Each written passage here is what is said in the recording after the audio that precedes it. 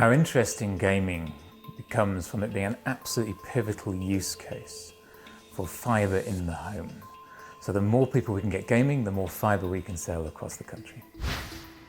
Gaming is the most incredible platform for sponsorship because it appeals to all ranges, all age groups, all sexes, right across the piece, whether we're talking about chess, right the way through to some of the war games. It's a phenomenal platform to get your product across. What differentiates VS Gaming from our competitors is the length of time we've been in the industry, our deep understanding of the gaming ecosystem, and our ability to stretch right across every segment that we're focusing on. Gaming offers so many career opportunities for people, whether it's about coding and creating the apps and the games themselves, or it's into event management and sponsorship, right across the piece. Gaming has a very rich ecosystem for careers. Gaming is proving in many economies to becoming as big as more recognised sports like cricket and rugby and soccer. It may take some time in South Africa, but I think in 10 years' time you'll see gaming being an enormous section of esports.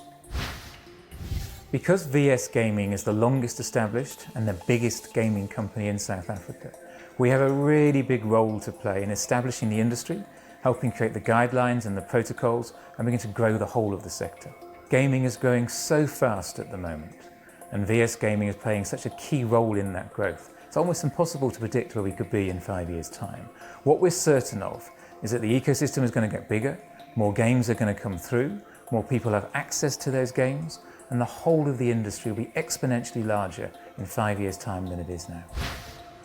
VS Gaming are delighted to be working with DStv and SuperSport on the upcoming FIFA tournament. It's the largest tournament of its kind in Africa, and we think it's going to create fantastic new interest in our e-gaming industry.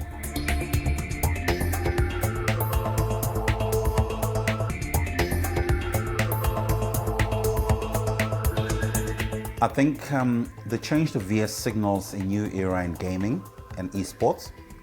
It signals a move towards just being more than gaming. The gaming league, as you know it as DGL, is very important to us, with our key competitions being Dota, DotA2 and Counter-Strike, Double Offensive. Those are really critical for us.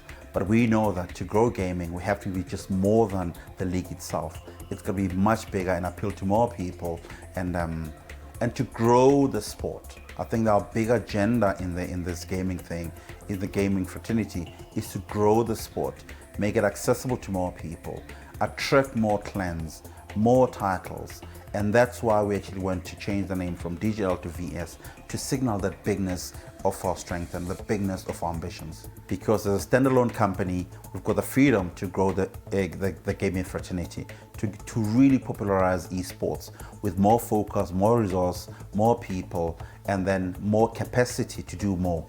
VS stands for Virtual Sporting Games, but it's just more than a name. It really is an attitude. It's a movement. It's where people really come to play games and have fun. And that's really the depth of it.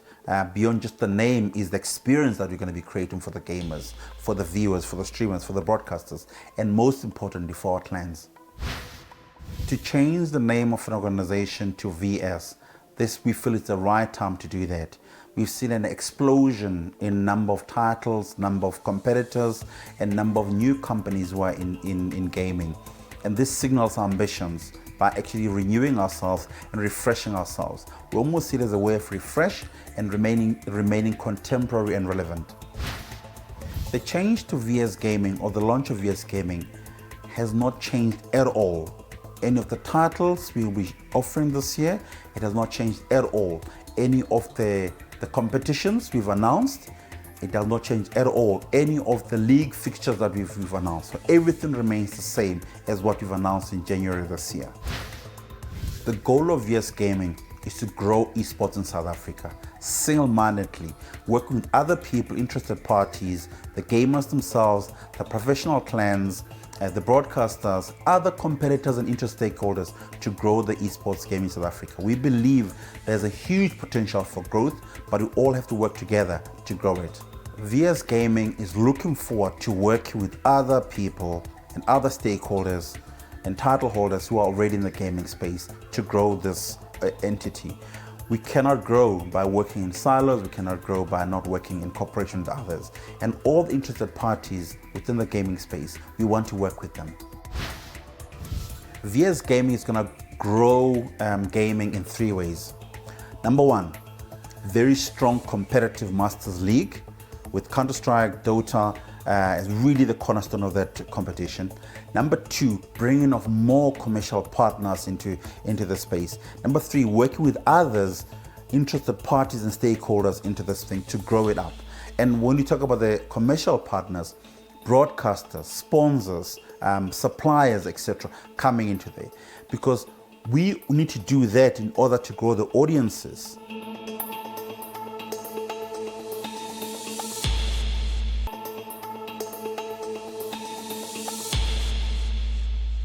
So I'm the Chief Commercial Officer for VS Gaming. My role is twofold. One is to bring massive esports events to South Africa, and my second role is to bring on board major corporate sponsors. And we're looking at bringing in corporate sponsors to assist the players, the clans, with money to gain international exposure and to really make this mainstream in South Africa. So esports is absolutely amazing. It doesn't matter who you are, what physical shape you're in, whether you play physical games, you can get involved in esports, you can participate, you can have fun with it, you can compete and even win. I think that is what has made esports such a major game elsewhere in the world, internationally, and South Africa is starting to catch up to the rise in esports. That has obviously gained the attention of a number of corporate sponsors, where they are now realizing that their demographic is sitting within the esports market. This is not underground, this is mainstream, and this is the demographic that you want to sell your products to. So VS Gaming is all about bringing more tournaments, more leagues. We're not just looking at professional players, we are looking at how we bring the mainstream market on board, creating fun tournaments that they want to participate in. You're going to see bigger prize pools with more corporate sponsors jumping on board. We're going to see much bigger events that's going to allow our professional players to gain international exposure.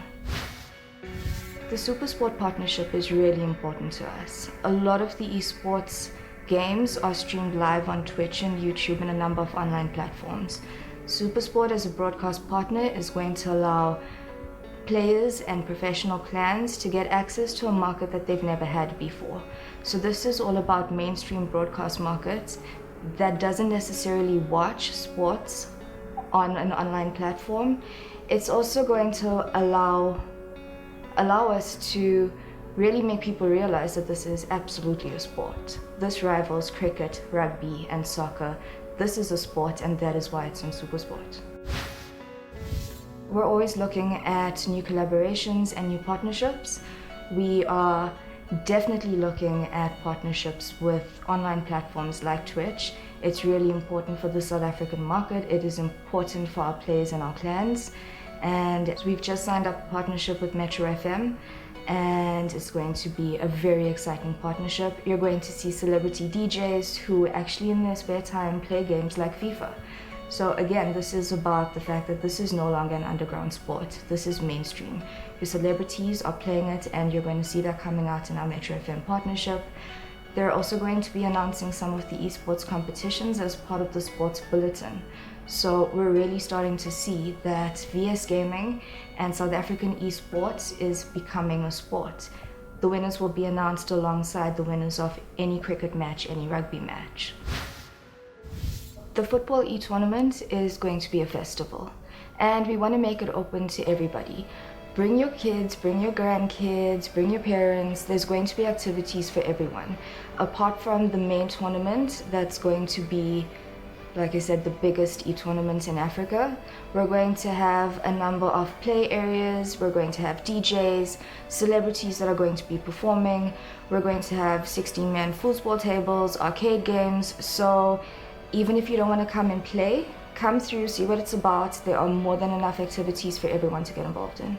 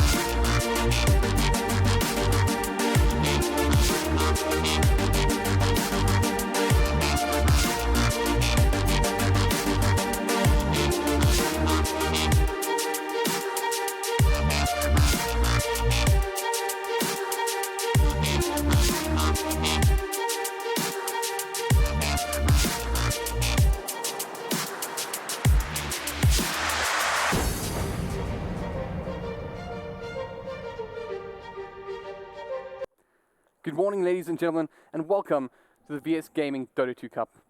My name's Holben, and I have a fantastic panel with us to welcome you to this event. And of course, first off, do have Wilson over here, and something very important I need to tell you, Wilson. Yeah. Look at me. Yeah. Look at me. Yeah. I'm the panel host now. It's fantastic to be sitting in this chair for a change and not that one. No, but all the same, great to have you. And of course, Yeah. Merlini, welcome to South Africa. It's been a long Good to have flight. Just got here yesterday, got everything to prepare for, and here I am. Great. Yeah. Well, of course, Yeah. jokes aside, Rains, welcome to the cast, the panel. It's great to have you. And yeah, it is great to be here. So I just want to let everyone know that we're sitting in a fantastic venue. I'm sure you can all see that. We're not quite in our bedrooms and lounges today. Instead, we're sitting here at the VS Gaming studios, and it's here in Johannesburg in the Midrand. It's really, really great. I mean, what do you guys think of the studio so far?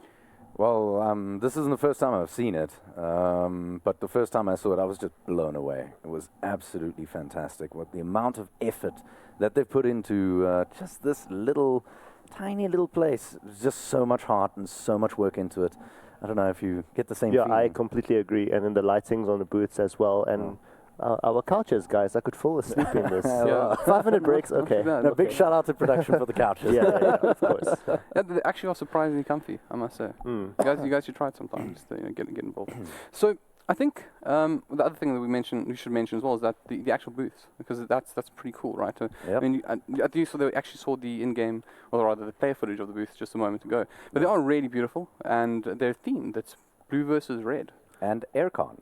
And aircon. I tell you what. Most comfortable place to be. That depends, though. Sometimes you end up in like the real aircon. You end up in an igloo, Yeah, which we've experienced. But this time around, they've done it quite nicely. Yeah. So it's looking very good. And obviously the players are all getting set up this morning. Must be very excited. And what are they getting set up for? Well, of course, it's some Dota 2 action. We have a very, very exciting matchup here. First up, White Rabbit Gaming versus Mythic Gaming. And of course, it's effectively the current champions, if you will, of the Masters. Of course, for those of you who are living under a rock, this is of course VS Gaming, but they were formerly known as the Digital Gaming League, and they've evolved to what we see them today. And of course, White Rabbit Gaming, former DGL Masters champions. Yeah, so WRG champions of DGC 2016. They actually did really well in the tournament, not losing any matches. They probably dropped some games, but dropping BVD to the lowest brackets and then beating them in the grand finals as well was pretty big and pretty exciting for us to see. Whereas Mythic Gaming had to qualify to get here into the Masters, and just for that, I think being the first matchup against each other, it's going to be really difficult for Mythic. On paper, I wouldn't put money on Mythic at all. It's going to be WRG, big favorites to win the matchup. You know, but I'm not going to say it's impossible. I want to see something special coming out from Mythic. That's bring it out, yeah. That's exactly what I was going to get to. Okay. Mythic Gaming is one of the few teams that actually had to really brawl hard to get here. Yeah. White Rabbit Gaming just kind of sidled on in. It's kind of where they already belong. And who knows, maybe they can surprise us with something. Maybe we can get an upset of a game. I'm hoping for that. Like you said, on paper, 90% chance WRG is going to walk away with a 2-0. But me, I always get a good feeling between the jaws, between the cheeks. I got a good feeling. I think maybe something's going to go their way. You have been a very big fan of Mythic. Now, we've been chatting before the event, and you believe in the side. So I'm curious to know, what is it that you believe Mythic has that might make them able to compete in this sort of really high level event? So Mythic has what WG had 2 years ago, when they were banging heads with BVD, with the big blue dragon, as we used to call it. We you say. Yes, we. I think a particular as I panel used to call host. it. They have the same sort of flair, the same sort of potential. Now, 2 years ago, I said the same thing about WRG. Much the same comments. They'll never win. They might come second at very best. And they did. But damn, they walked in there with a lot of heart. And I see the same degree of heart in Mythic Gaming. So they might not win this one, but keep your eyes very well peeled on them, because they do have the heart that I saw in White Rabbit Gaming 2 years ago. I completely agree. Mythic Gaming, not only the players have the heart, but also the manager, the organization itself. I mean, they've been doing really well with the marketing, getting the name out there as well. I mean, we've got so many guys supporting them already, and consider that these guys just risen to the top right now to play against the Masters teams. I think they've progressed really well, especially this year. And what a great way to start off the tournament with two teams that have so much heart going up against each other. Yeah. Well, I mean, you make a good point there, right? These are two sides that I guess are kind of somewhat renowned from their own rights. WRG, obviously, as we mentioned, Masters champions, but they came in off the back foot. They were the underdog then. And in fact, they came off a string of losing to the former Bravado squad. And, you know, when it counted most, they were able to raise their hand in victory. And, of course, Mythic, well, they came in, as you mentioned, they came in from nowhere, right? These guys have fought to be here. And just the fact that they are here is, in fact, an accomplishment on its own. However, as we're all competitive fellows, and so I'm sure we'll all agree, that's just not good enough anymore, is it? And they got to go a little bit further, got to stretch a little bit higher. And sure, at the end of the day, they might say, well, this was a good session, right? Not a good day at the office, but it was a good week or month, however long it took them to get here, right? But at the end of the day, every single one of those players wants to beat White Rabbit Gaming right now. Absolutely. They're White Rabbit Gaming sitting in the same position that they were uncrowning the kings last time. Now they are the kings. So they're sitting in that position of, we're comfy at the top, you can come after us. That's the feeling anyway. But can Mythic Gaming do something about it? Unlikely. But like I said, I got a good feeling. I've got a great feeling about it. Are you often right about your feelings, though? I usually see things coming too soon, if that makes any sense. So for example, with White Rabbit Gaming, I believe they could win it. I believe they could win it. I believe they could win it for 2 years before they actually won it. Okay, so maybe in 2 years, Mythic Gaming will be the top dog to be taken down. Like I say, good feeling, but... So you heard it here first, guys. 2019, you have Mythic Gaming. You can quote Wilson on it. Some breed of Mythic Gaming. And this is the best thing. Like this is recorded for all time now, right? So we're going to come back here in 2019. And I want you to know this, Wilson. I will come back here in 2019. I know you will. And if they are on top of the world, I will credit you. But if they're not, I'm definitely getting you to sing something again. He's got a decent voice. On stream? Of course, on stream. Okay, all right. Hopefully the last time I sang something, it was banned on YouTube. that is true. That is true. But I'm sure. Yeah, we'll have to be careful. We have to make up our own song or something. Yeah. Apparently, rendition of Frozen is just not allowed. Maybe you just sounded too alike. They've mistaken you for the voice of. But it's. Weren't you Elisa though? It is Elisa, right? It was. Yeah. It was. Didn't you play her in the movie? Maybe.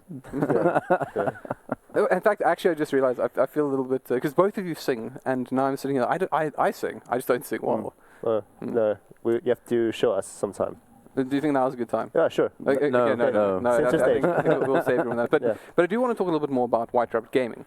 Now, obviously, we're not foolish, right? Well, not all the time. And the thing is that I think we all know that WG are a very, very far way ahead of the pack right now. In fact, I'd go as far as to say that perhaps the overall pack, not just Mythic Gaming, but everyone at this point. But do you think the fact that we have the best timing ever for a new large patch, do you think this could create a situation where maybe WG could be a little unsettled? Look, WRG, in my experience, WRG is very on the ball. Usually when a patch comes out, from what I know, they're usually practicing the new patches, specifically for the new patches, the day after. So I don't think they'll find themselves in a situation they don't expect. They may have to tweak things they had prepared for this tournament, just like every other team I expect does.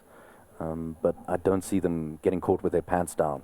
Yeah. Not at all. Yeah, just to carry on with his statement, is WRG is in a really strong position in South Africa right now. I mean, excuse me, Halbert, you like saying this, it's WRG in ranking, this huge brick wall, and then maybe APGE and then XTC have to battle it out. So they're pretty confident with other... And Mythic, sorry, I forgot it's 2019. Yeah, so I think for some strats against some teams that they're confident about, they do the tweaks, but little to no tweaks, just play the heroes that they're comfortable with. For example, Santo on the X. I don't think he's going to change that because he's really strong on the hero. So just make use of that. Use the strength to play against Mythic instead of bringing out your pocket strats already, because that's for, in case you win towards the winners brackets finals. Yeah. You could use it then to secure your spot in the grand finals, or if you somehow beat WRG is going to need to use these strats later in the stages in order to survive in the lowest brackets. So I think it's very unpredictable to see what other teams are going to do in the first game, but I guess we just have to wait. Yeah, Can I just say, to build on that, Yeah. to build on that, I think, like you said, he won't not pick Axe. Yeah, But what he will do is he'll change the way he plays his Axe. of course. That I yeah, expect. So, okay. like, you might Yeah. actually see an Agnum Scepter come Yes. out instead of, Yes, you yes, might yes. see a different style of Axe, or Yeah. a different style of the same character to accommodate to the patch. The only difference between competitive South African tournaments and when you play online for practices is that when you play against Sanso, you'd predict that you'd pick up, let's say, a Vanguard or Blade Mail first. But in the comp, not necessarily. Like you said, you could pick up something else. Could just save up 4-2 for Agnum Scepter, or could go Boots of Travel and start roaming really quickly in the game and start ganging the guys, especially the Shadow Fiend mid. He's really strong. We talked about this, but I don't know. It just feels like Shadow Fiend is very difficult to escape with as a hero, especially early in the game. You want to build more damage, right? You want to get those rates up. And just that little bracket, 5 to 10 minutes, it's very easy to gang a hero like that. Yeah, I think interesting thing as well is that because we're going to see more experience, given to all the players in your team, and there's cash, it's almost a case where you almost put more emphasis on fighting early. Or I mean, gentlemen, would you agree? Yeah, and there's a shot of someone who likes to fight, Castaway. I expect that with the recent patch, there's a lot of earlier momentum, especially in the mid lane, that you can pick up, given to the fact that there's that extra experience lying about. Yes, of course, yeah. And the new way of denying, which means last hitting is going to be far more important. And we saw on screen, there's a good old Castaway from WRG, and he loves nothing more than to dominate his mid lane. You see, I see him doing more of that. Let's just be realistic about this, right? Castaway is the happiest man in this venue right now. I mean, literally what happened is they went. Good old Ice Frog was sitting there, like, what I need to do here is I need to make a couple of tweaks, and I feel like we haven't had a mid patch in a while, so let's just give them some things. I think based on once again, I'm a very strong proponent of this. I think that spell casting heroes are going to, rather heroes that rely a lot on their spells, are going to be quite strong, right? Based on the fact that we've seen that there's now more damage for less intelligence, right? On the spell power, and of course also once again, if you have less money, you have less tank ability to get through those spells, and you have more experience. The spells are stronger. So I think that's going to be big, and there's a lot of mid heroes that are like snowballing, and they enjoy that kind of thing, right? So Ice Frog was sitting there. He said, "This is a good idea. Let's give the shadow buffs to Invoker effectively based on the other changes we make. Oh, and let's add another creep to the lane, And it's just okay. Well, there we go. And then Castaway sat there. And he went, just a small smile and a single tear dropped down from his face. And at the same time, I think a lot of his opponents were sitting there just going, no, I don't want to live in this world. But here's the thing though, right? The pressure's got to be real. I mean, we all expect Castaway to blow everyone away. What if he doesn't? I guess it's highly probable that he's going to be reigning over the mid lane against most of the teams.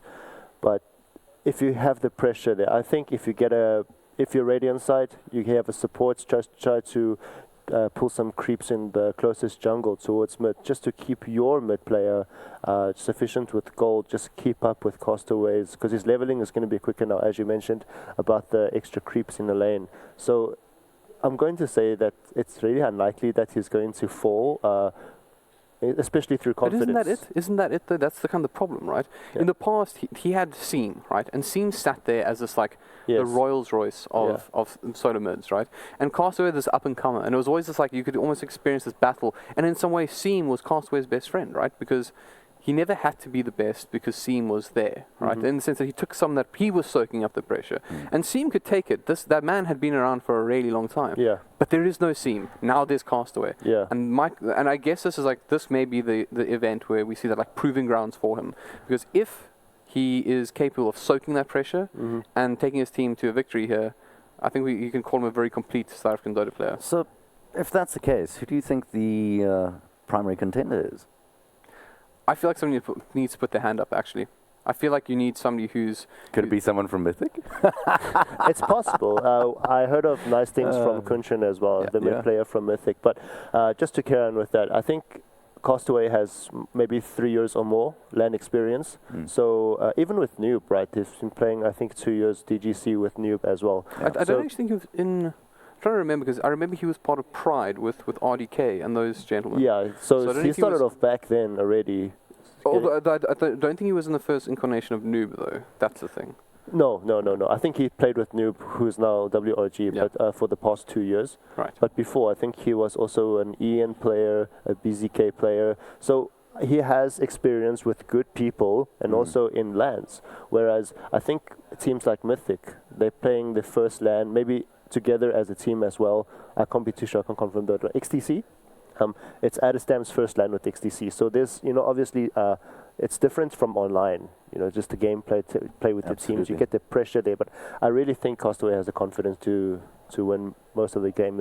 He certainly has the chops beneath his belt.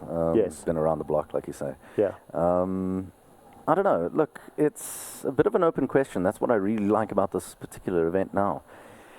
You've got a lot of roster changes. You've got a lot of, now also this patch, you've got a lot of chopping and changing of roles, stuff like that. Adastam jumping over from one team to another recently. It wasn't too recently, but recently. It's a bit open-handed at the moment. The only sure bet, more or less, is WRG. That's the way I feel about it. This is for sure, I think. So I guess that does pose an interesting question though as well. I mean, so WG, we've spoken about the player so far, Castaway, right? But there's another very good reason for why these sides, or this particular side, is so well revered, right? And that's Castaway isn't standing there by himself. Who do you think is the sort of next guy that, let's say you manage to pressure Castaway, you get him into a position that he's now needs somebody to help him get back into the game. Who's that man? For me, I would have to say Chidawi. As a person, he's a very serious guy.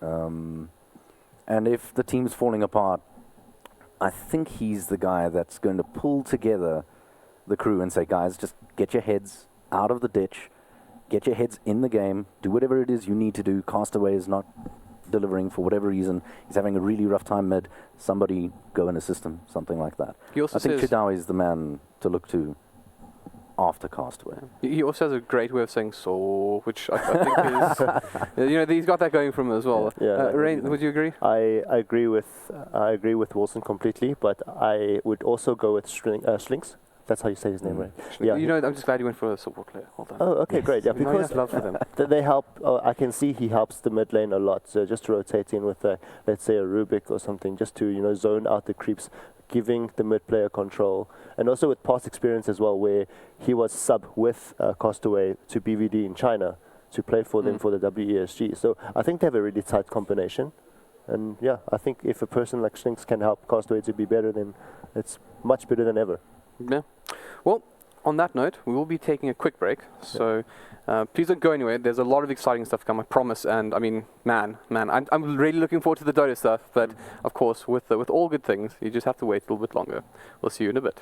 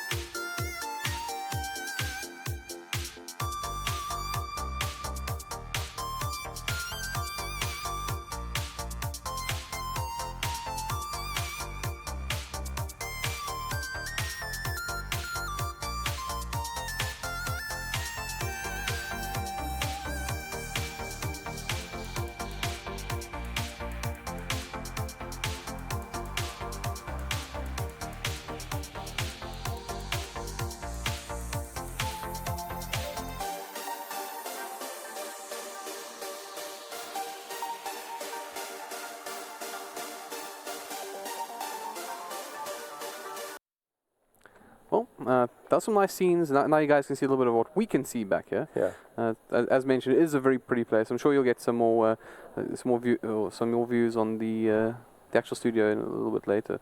But what we do need to chat about a little bit before we go live with our first matchup, of course, is Wilson's favorite team. Oh, Mythic yeah. Gaming. And as I understand, if they don't, Okay. he did say something to the effect of that drinks on him tonight if he didn't 2-0. If didn't 2-0 White Rum I don't Gaming, see it in the recording. Yeah. No, but we know it, so it's fine. Well, if Mythic Gaming loses, it's definitely Sargon's fault. No, I'm just kidding. Oh no, I think we all agree. It's most certainly Sargon's fault. As I understand, he plays just Witch Doctor, right? Yeah. Witch Doctor maybe 90% of the time, but occasional Vengeful Spirit and Rubik. Right. Yeah. I mean, the Rubik's good in there, but is that more just like a sleight of hand? Like, they won't notice if I actually only play Witch Doctor if I play Rubik. When there's Witch Doctor against me, and I can just play Witch Doctor anyway. Basically, yeah. Pick it before him, and then show him how to really do it. So, but let's go there because we make a joke about this, right? Yeah. Mythic are in an interesting spot. They're a side we don't know as much about as the other Master sides. Yes. And at the same time, we sort of, because we say this in jest, but it does sound like they may have a little bit of a limited hero pool. Or am I just mistaken? I think we haven't seen Mythic compete much against the top teams. So the hero pools are still, let's try the Ember Spirit Ultimate for a change instead of the usual Invoker. Yeah. And on paper, the team is really good. I mean, they got here from Open Division. They played the showdowns, the do-or-die tournaments, and beating teams like Hive, who are also Prem teams and have the potential to promote to a Masters team. So I think with the hero pool, they're going to stick to what they know to be safe, and probably just work out some pocket strats, giving Wilson some hope that they're going to beat WRG the first game at least, bring up the stats even better, and work from there. When you win the first game, you have better confidence. But yeah, I'm pretty sure if you beat WRG in a BO3 at the VS Gaming Masters Dota event in the first round, you're going to be feeling pretty good about yourself. Right, of course. And that's what I think Mythic is going to feel if this happens. I don't think they're winning the best of three. You don't? Let's be clear. Okay. They are not winning the maybe best in 2019? of three, in my opinion. Yeah. However, there's a slight chance that they'll give WRG something to think about. And I actually disagree with them coming out with the old strats, coming out with the picks that they're comfortable with. All right. I feel that if they are going to give something different, bring something new, then they have to reflect that in the draft as well. That's really fair. WRG is wise to their tricks by now. Yeah. And I think their best bet is to come out with something slightly different and try and tilt the balance slightly in their favor just in terms of draft, and then going from there. So I'm expecting something slightly different from Mythic, different from what we've seen as they've been brawling their way up here. Obviously, that comes with its own risks because you're not as comfortable with your heroes. Yes. But I feel it's worth the risk. If you can just take one game, just one, of WRG. Yeah, show the confidence. The first match of the tournament, and WRG has lost a match. Yeah. What's going on? I feel like we're jumping the gun a little bit here. I know. I feel like if I were Mythic, and I say this with all the love in the world, guys, but if I was Mythic, I'd be like, it'd be great? Let's not get wrecked in our laning stage.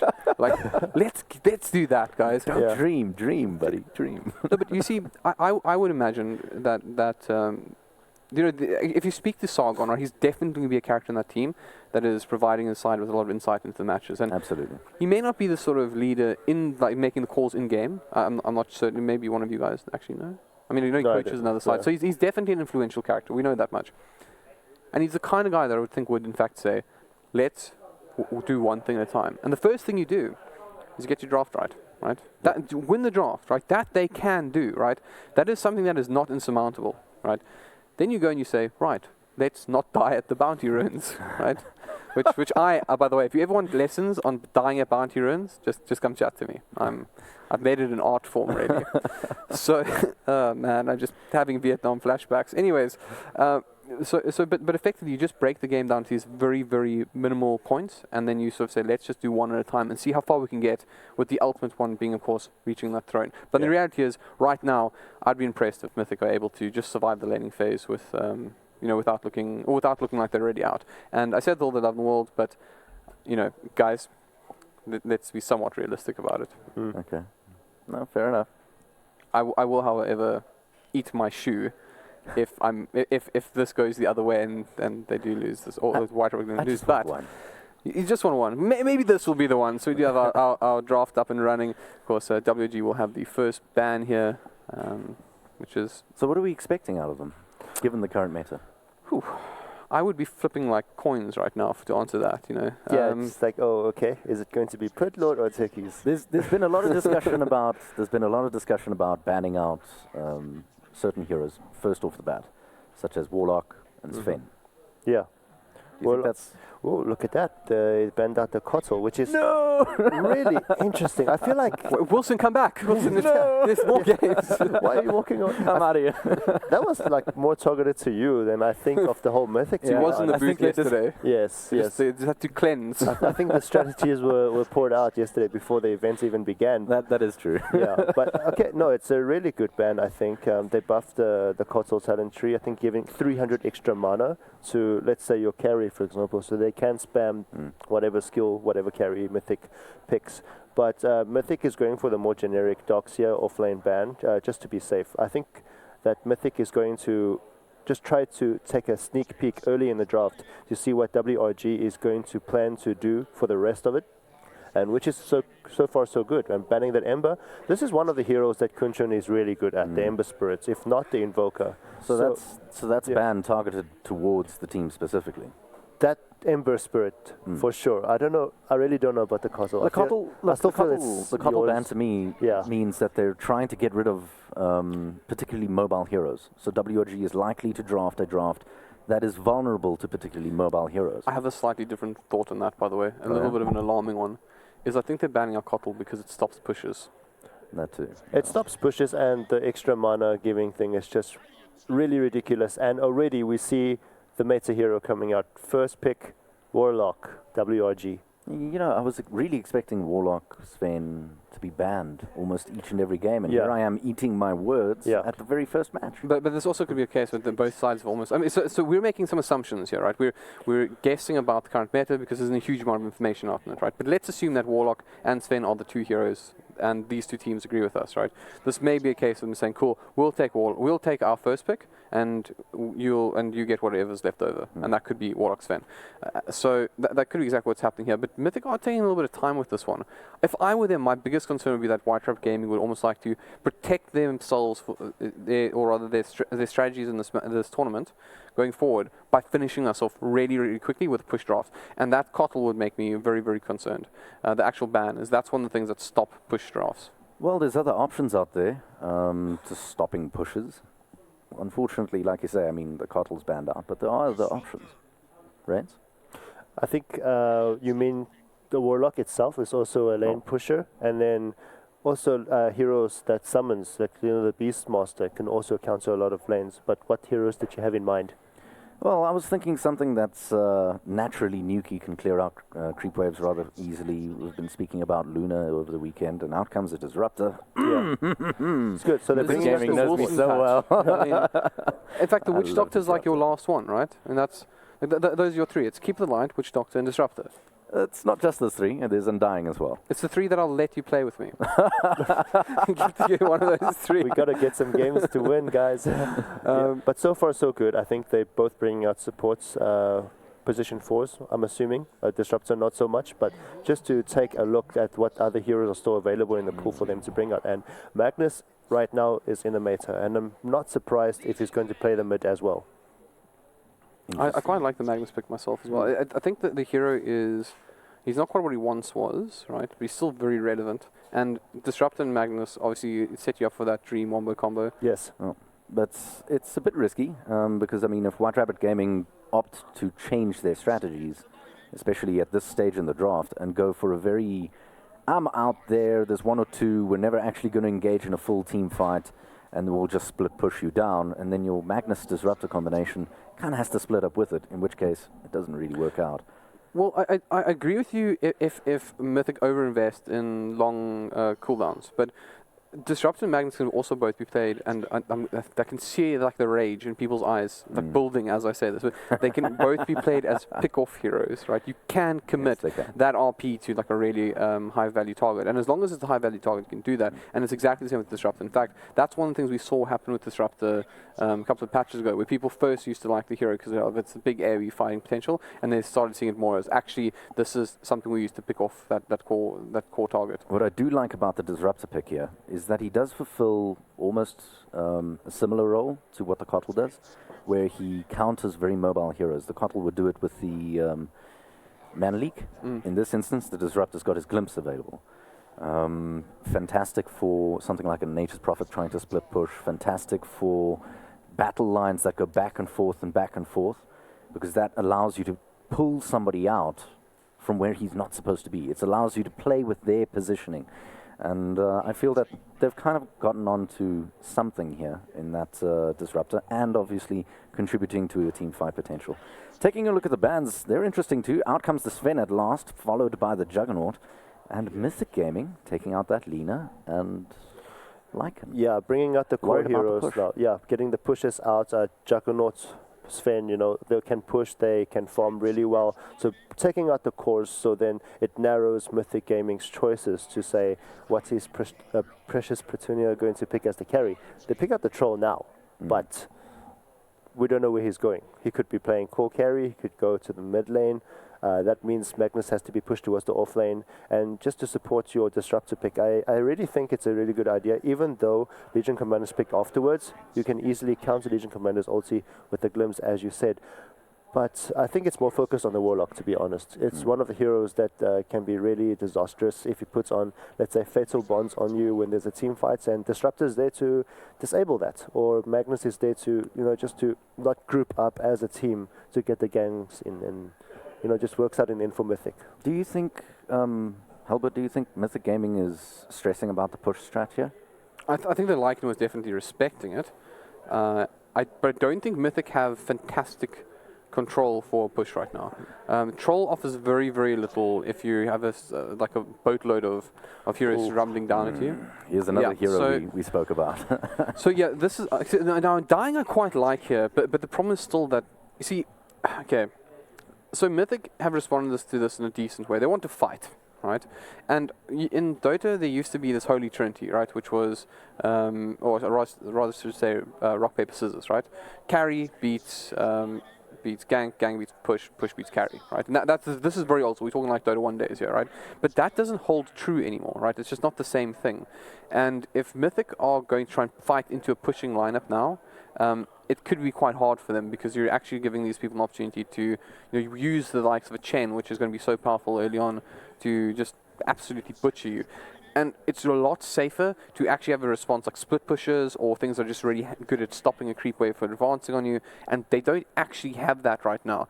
I mean, Troll is probably the best split pusher they have, maybe the Magnus with Empower, but that's not going to stop a Chen starting beating down on your towers. And if you look at this lineup, this is not a lineup that needs a lot of levels. You need a 6 on your Warlock, you're 6 on your Legion Commander, and obviously Timbersaw it's a hero that requires a lot of experience, but he's probably going to get it, and that just might be a mid-cast way Timbersaw, and that means that he's... that is actually horrific, because that is a hero that relies on experience, and is played by... I think, look, we can say it really safely, the most mechanically gifted South African Dota player, and this could go downhill from it very, very quickly. Yeah. Let's talk about this Undying. I'm a little worried about it, actually. I don't think he's going to perform all that well. It's not so bad. I mean, you've got your Magnus there for your RP.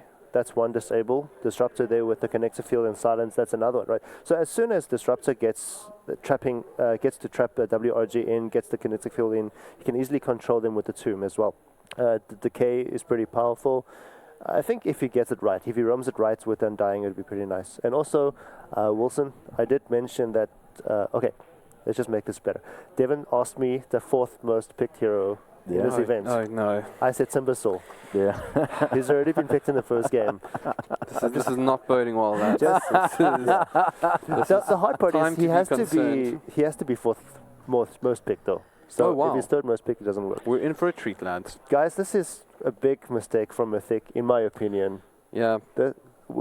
Castaways Invokers, best Invokers. And the thing is, it also just pulls up so nicely. I mean, look, this is almost like a Dream Invoker pick, right? Yes. He's going to help with the push with the Forward Spirits, right? Yes. He's got the Sunstrike set up with the Legion Commander, and he is a fighting hero. So literally, he's got everything he needs around his allies to set up for the Sunstrikes, set up for pushes, and I mean, obviously, a lot of these things. I mean, Chen is generating a lot of kill potential as well. So gangs on the table. It's not just the fact that it's Castaway. This is a very, very good pick in this position. Does mean he's going to be sitting with the off-lane Timbersaw. Okay. Okay. You know, In a one position. No, it's actually not a one position Legion Commander. It's being picked up by Shidawi. yeah, which actually tells us that they're playing really aggressive Dota right now. During the third pick, Devin, you spoke about how at level 6, not WRG, but Mythic can get around and start ganging and hoping to win fights like that. This is exactly built up for WRG as well.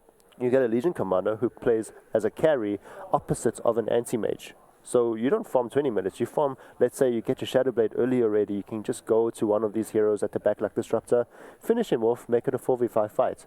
Have Castaways Invoker play in these fights. I don't think WRG is going to lose any fights right now, or heroes for that matter. And there's also a huge amount of issues for the puck, because the puck is their major source of magic damage right now. Yes. And unfortunately, he's also effectively the major source of damage full stop until the likes of the Troll get up and running. Obviously, Undying will help. Magnus helps that, as does They the all sort of Undying. help, but the puck is the guy. Like, he's got to be doing the damage. If that thing is dead, you don't win a team fight. This is where you buy Dagon. You do have other Unfortunately- options, though. Hang on, you've got other options. I mean, if the puck, say the puck is down, obviously you don't want to fight 4v5. But you do still have a Magnus, you do still have a Disruptor. You still have other options available to you if you absolutely have to fight. Well, let's see if Mythic agrees, because, well, it's time for them to take it away. But I think we do have to give an introduction as well to the lady and man behind the microphone on the side of the Shoutcasters. That'll be, of course, good old Jubba and the Lady Succubus. Take it away, guys.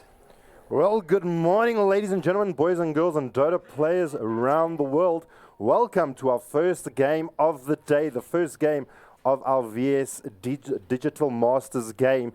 Let's get ready for some amazing Dota. You went through the drafts. It is going to be a big, big push for the side of WRG. But I am Jabba, joined by the lovely and succulent Succubus. Good morning to you. Good morning, Jabba. It is awesome to be here, and it's going to be one hell of a match. I must say, this massive patch, 3 days before the event, has been hard on all of us, and it's certainly going to be hard on the players as well. Sleepless nights. Sleepless nights indeed. And it's going to be interesting to see how they do and how they work with the new patch. I must say, I can't wait for the Chain 1000 HP creep. It's going to be amazing. Well, there has been a lot of updates, a lot of changes to a lot of the heroes, so we will try and stay up to date, keep you guys informed, but probably one of the biggest hero changes on the map at the moment will be the Chen, the Magnus, as well as the Legion Commander, to name a few. But let's go around and make the introductions for both our teams. It is Mythic versus WRG. First game of the day in this best of 3. Starting out on the side of the Radiant will be Mythic Gaming. We have got Levi on that Magnus. On our puck, we have got Kunjun. Troll Warlord will be played by Precious Petunia. And in the bot lane, just trying to scout out a few things, will be a Monster on the Mummy, and the Disruptor being played by Sargon himself. Indeed it will. And I must say, I'm pretty excited for this as well as also surprised that they actually got the Warlock pick. I was expecting that to be a first top tier ban. But anyway, we go along as Schlinks will be taking on that Warlock for WRG, followed by none other than the Chadawi on the Legion Commander, Santo in the jungling position on the Chen. Nice to see him again in the pool. Castaway on his famous Invoker mid, and last but certainly not least, we have Whelp on the safe lane Timber against Levi in this lane. A pretty hard matchup for Magnus, I would say. Well, it is going to be one of those tough ones. At least he's got the Shockwave to kind of bat his way through the reactive armor. But I want to take a look at the mid lane. We've been calling behind the scenes the Castaway patch. as we've seen Castaway being very dominant in the mid lane, being able to get the last hits, getting those denies. And from the new patch, the mechanic actually allows you to gain experience just through those denies. And he's going to really accelerate really hard. Well, we were trying to do the maths this morning. If you focus on denies only, your opponent's still getting 50% less experience, but you are getting a full 130% more experience. So it is absolutely amazing. And the fact that there's an extra melee creep for the first 15 minutes makes mid a bit overpowered now, especially for the mechanically strong players. Well, it's going to be one of those players. Castaway, one of the best in SA at the moment. It's up to Kunchin to see if they can shut him down. At the moment, actually doing a little bit better than Castaway, going toe-to-toe, sitting 7-7 at the moment. And as I say that, the Castaway takes it to 9-4, as Kunchin's sitting on 9-3 in terms of last hits. So it's going to be a really interesting. The meta has completely changed. I was expecting to see a Night Stalk in the draft. I know you were. Yeah. And it was going to be really interesting to see what the teams actually pick up during the weekend. Yeah, it's going to be interesting. Like I said, we as casters, have been debating what's going to get picked up, what's not going to get picked up, what heroes most certainly will never get picked up again, and that would be the Monkey King. He got a huge nerf. Oh, he got bashed. And we say goodbye to him, thank goodness. No Disruptor and Monkey King combo. So we naturally thought, okay, maybe it will get replaced by Night Stalker since he now has the flying vision, and you don't even need to get Aghanims to make that happen. And of course, Chidawi actually might be in a little bit of trouble here, has that all-important Presta attack as well to just heal him up again. This lane is not fun, but Undying's decay is somewhat countered, well, actually fully countered by heal, and they have plenty of that in the form of the Warlock as well as the Legion. So Undying is not going to be much of a presence here, I suspect. Well, I mean, he has had a little bit of a rework considering his talent. They've changed his respawn talent to a little bit more HP regen. A little bit more. It's 15 plus 15 regen. That's intense. Chidawi in a lot of trouble here again. Well, the healing does come out onto Chidawi. Shrink's trying to keep him alive. Good body blocking here from A Monster. This may very well be your first blood. There comes the glimpse back. Sargon, absolute beast, bringing him back and trying to bring down Sargon. Trapped in the trees. First blood going in favor of Mythic Gaming. Sargon with the plays. Sargon with the plays. Now, very, very good glimpse. An excellent position. Level 1 glimpse is not always easy to get off, but very, very well played to them. Lovely body blocks there. Yeah, the body blocking was really good as well. I mean, my hack goes off to Amon, so that was really, really good body block. It actually secured them the kill nicely and also got Sargon in range for that glimpse. So very, very well executed. No, that was absolutely beautiful. Brilliant body blocking there. Couldn't get back to the tier 1 tower. And just to remind you guys that our shrines only respawn at the 5-minute mark. So no shrines up until for the next minute. So they can only jump to the shrines, in the next 50 seconds. Big disadvantage for your offlaners. And definitely. And they end up suffering for it. Well, the offlane is still, I would say yes, the shrine is a bit of a disadvantage for offlane, but I still feel like because the creeps spawn every minute, it's still a little bit easier to get your levels in the offlane, especially if you're getting zoned out. And of course, there's that all-important bounty rune that spawns there for you every single 2 minutes. So for me, offlane is a little bit harder now that the shrine is not there until 5 minutes, but it is somewhat easier to get your levels if you can farm camps easy as an offlane hero. Levi is struggling against this Timber, and I mean, you will. Most melee on melee contacts with melee versus melee lanes with Timber, he kind of outright wins that lane. So I mean, this is pretty much evident. There's no rotations from as of here, but as we say that, Castaway. Oh, Kunchin goes down. Ooh. Beautiful little wraparound coming out from Santo. Those two big satire creeps. Extra regen plus that nuke, that shockwave. I don't know how many times we've seen Dota fails of the week and people just getting outright killed by those things if you aggro them.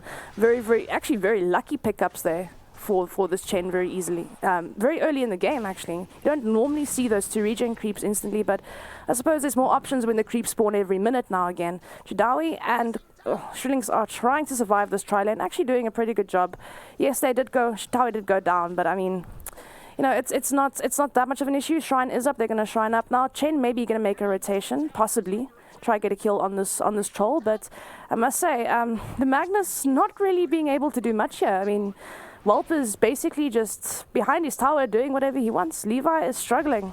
He is literally cutting the lane completely, where the dire creeps are actually right-clicking down the first tier tower. 6 minutes in, sitting at 650 HP already. So Whelp doing an amazing job here, cutting the creep wave. And remember that reactive armor, loving it that the creeps are hitting him. So Levi going to have to do a huge amount of work here, trying to prevent Whelp from getting those last hits and that little bit of a lane control. Let's not say a lot of lane control there. Yeah, it's going to be a crazy game for him. Top lane, the Arcane Rune is here. 26 seconds that has been left untouched. A little bit of an opportunity there for Kunjun to actually grab it. Castaway doesn't have his bottle yet. Also going for that extra Hand of Midas recipe. I know that's also had a little bit of a nerf and maybe a little bit of a buff. Yeah, well, it does cost you 100 gold more, but it does give you a little bit more XP this time around, and a 20 gold nerf is not that much to speak of in gold terms. It is still extremely viable for someone that can get it up extremely quickly, and, you know, Castaway's pretty good at last hitting, so he'll be able to get that Midas up extremely fast. But the only problem with an Invoker, you know, he said he doesn't have a bottle yet, but Invokers don't really tend to get bottles on their heroes that often, and it looks like Chadawi actually went down again. Well, looking at bot lane, Sargon may pay for his sins as well. So a 1-for-1 trade. Santo, he's going to have to try and get himself out of there. Coil being used. Beautiful rotation coming from Kunchen. And Schlinks is also going to pay with his life. So that is 2 down. Shadrawi TP's back in and trying to stop it. Not going to happen. And they do pick up themselves a 2 kills in the bot lane for the side of Mythic. Sitting at 4-4. Already. Mythic going toe-to-toe here with the side of WRG. I mean, we painted them as being the big mighty rabbit, and just haven't been able to really convincingly shut down Mythic. Well, to be fair, I mean, they might be losing this off-lane, tri-lane situation, but huge, massive rotations coming out there. But Castaway is outright winning mid with his last hits and denies here. And of course, I mean, Whelp is outright winning his lane against Levi here. So there is a little bit of shining hope here in the form of the Timber and, of course, this Invoker, which looks like he's going to be going for the Exhort build more likely, because he's going for that Sunstrike Alacrity build. So definitely winning those 2 lanes. So they look here, Chadawi is still getting his levels, Shrinks is still getting his levels, Chen is farming up a Storm in the jungle. So I don't think it's all that lost. Yes, they've still got even kills as well, but they are outright losing other lanes.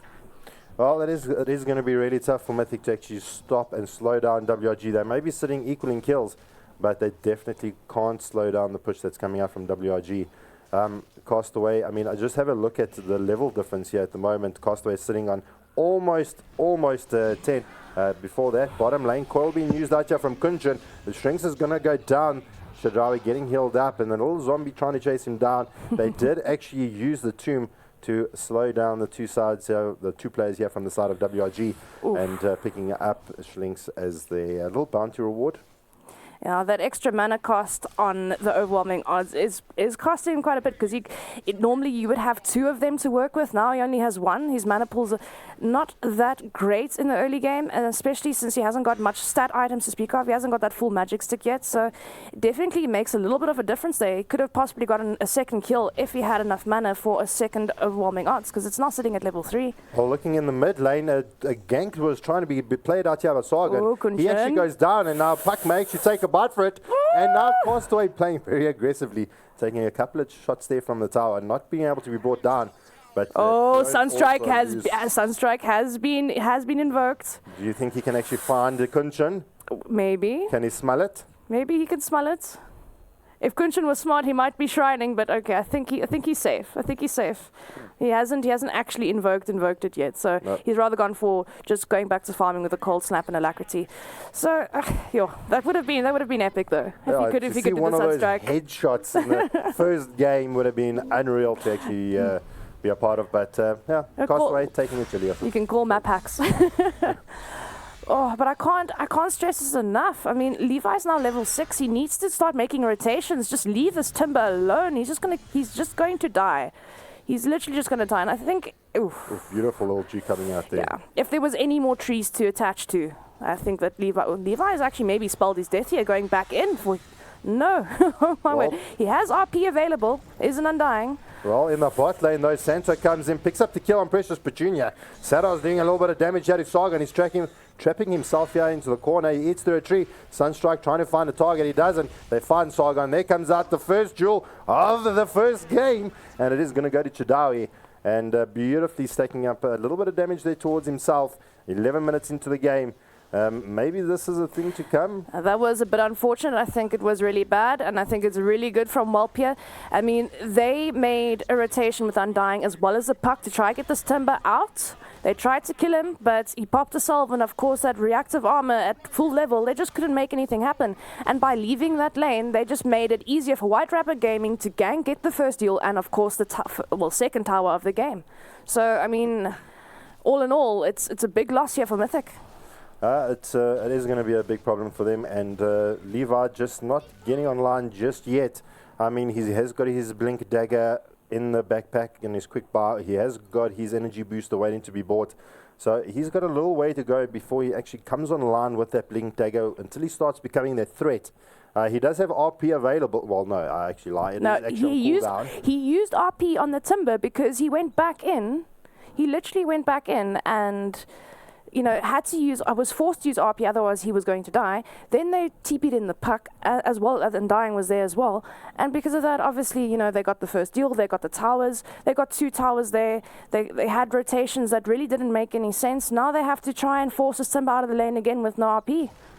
That is so... And I mean, Disruptor's still sitting at poor level 5, so he can't exactly silence this guy. Well, here comes the 3-man rotation, trying to eventually bring down Whelp. And they do, Kinetic Field being used out, they do bring him down. And they do manage to bring down Whelp eventually. And yeah, it's done. In the meantime, Santo in the jungle got himself a couple of those big creeps. And did Castaway just deny the tomato creep? He just denied Santo's tomato creep. He saw another centaur. And yeah, I'd rather take that gold, he said. Definitely. I mean, it's still like 125, so I mean, it's still good. It's still good to have those creeps there, but I mean, these Chena creeps are going to be really annoying. And then coupled up with the Forge Birds, those stun stacks! That's enough. They bring him down. A constant stun lock coming out from Santo. That is tab stun, baby. You have some micro skills, Santo. Oh, that must be so annoying. Getting 3 centaurs there. Stun. Sargon, he gets the glimpse off, but there's 3 centaurs. Sunstrike's going to be good. Ooh. Bring him down to 237 HP. He's going to be able to limp himself out of there. That is intense. It's worse than a basher.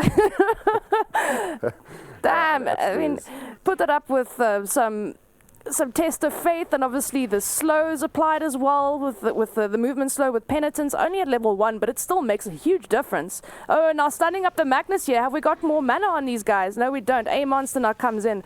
Ooh, doing a huge amount of damage. They drop the rock, baby. And Undying's trying to get under the tier 1. The RP's being used. It's not going to be enough. They get the second jewel. We've got the Static Storm being dropped down. Coil being used up as well. They lose Chidawi. Can they bring down Santo as well? Troll rocks up to the party. And Kunchin actually closes out that deal, loses Santo. And 2 down here for the side of WRG, only losing a monster on the Mummy. Yeah.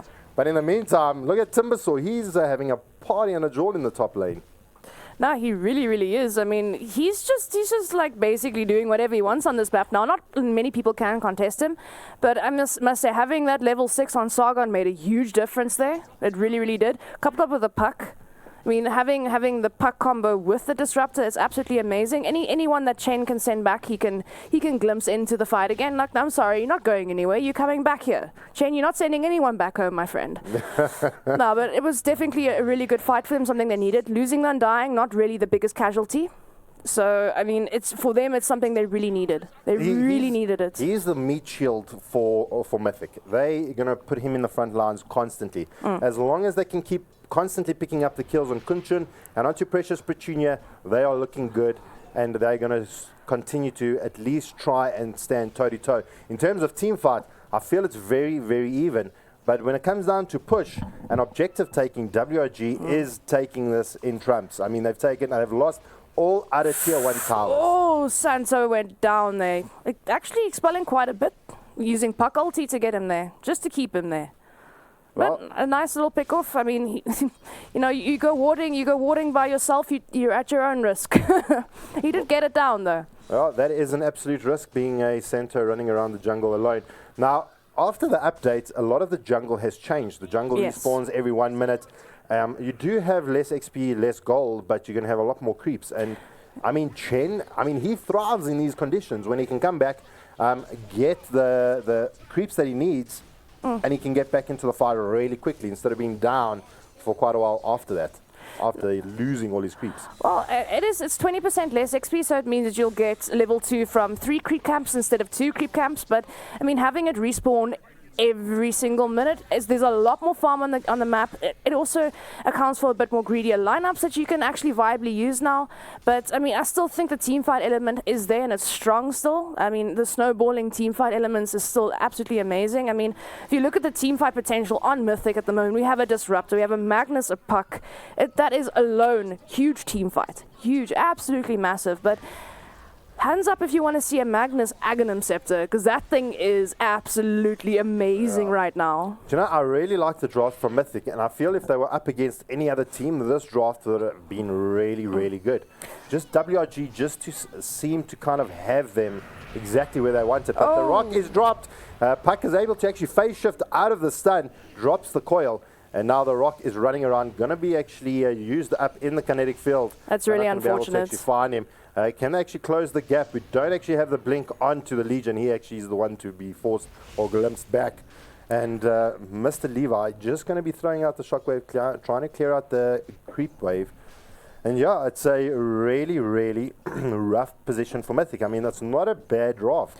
Well, Schlink's unfortunately not, well, Puck basically evading that golem. It's going to put a really big team fight ulti on cooldown for quite a long time. So, I mean, it's kind of a bad thing for White Rapper Gaming at the moment, having that rock on cooldown. You can't really use the rock for anything else at the moment because, I mean, yeah, you can try take the tier 2 with it right now, but it's not going to be there for long anymore. Oh, Jewel comes out. Sunstrike is there. Castaway snacks himself up. Another kill as well. Unfortunately, there goes the golem. It's dead. And that is the reveal of the Blink Dagger on Chadawi, and that is going to be the game changer.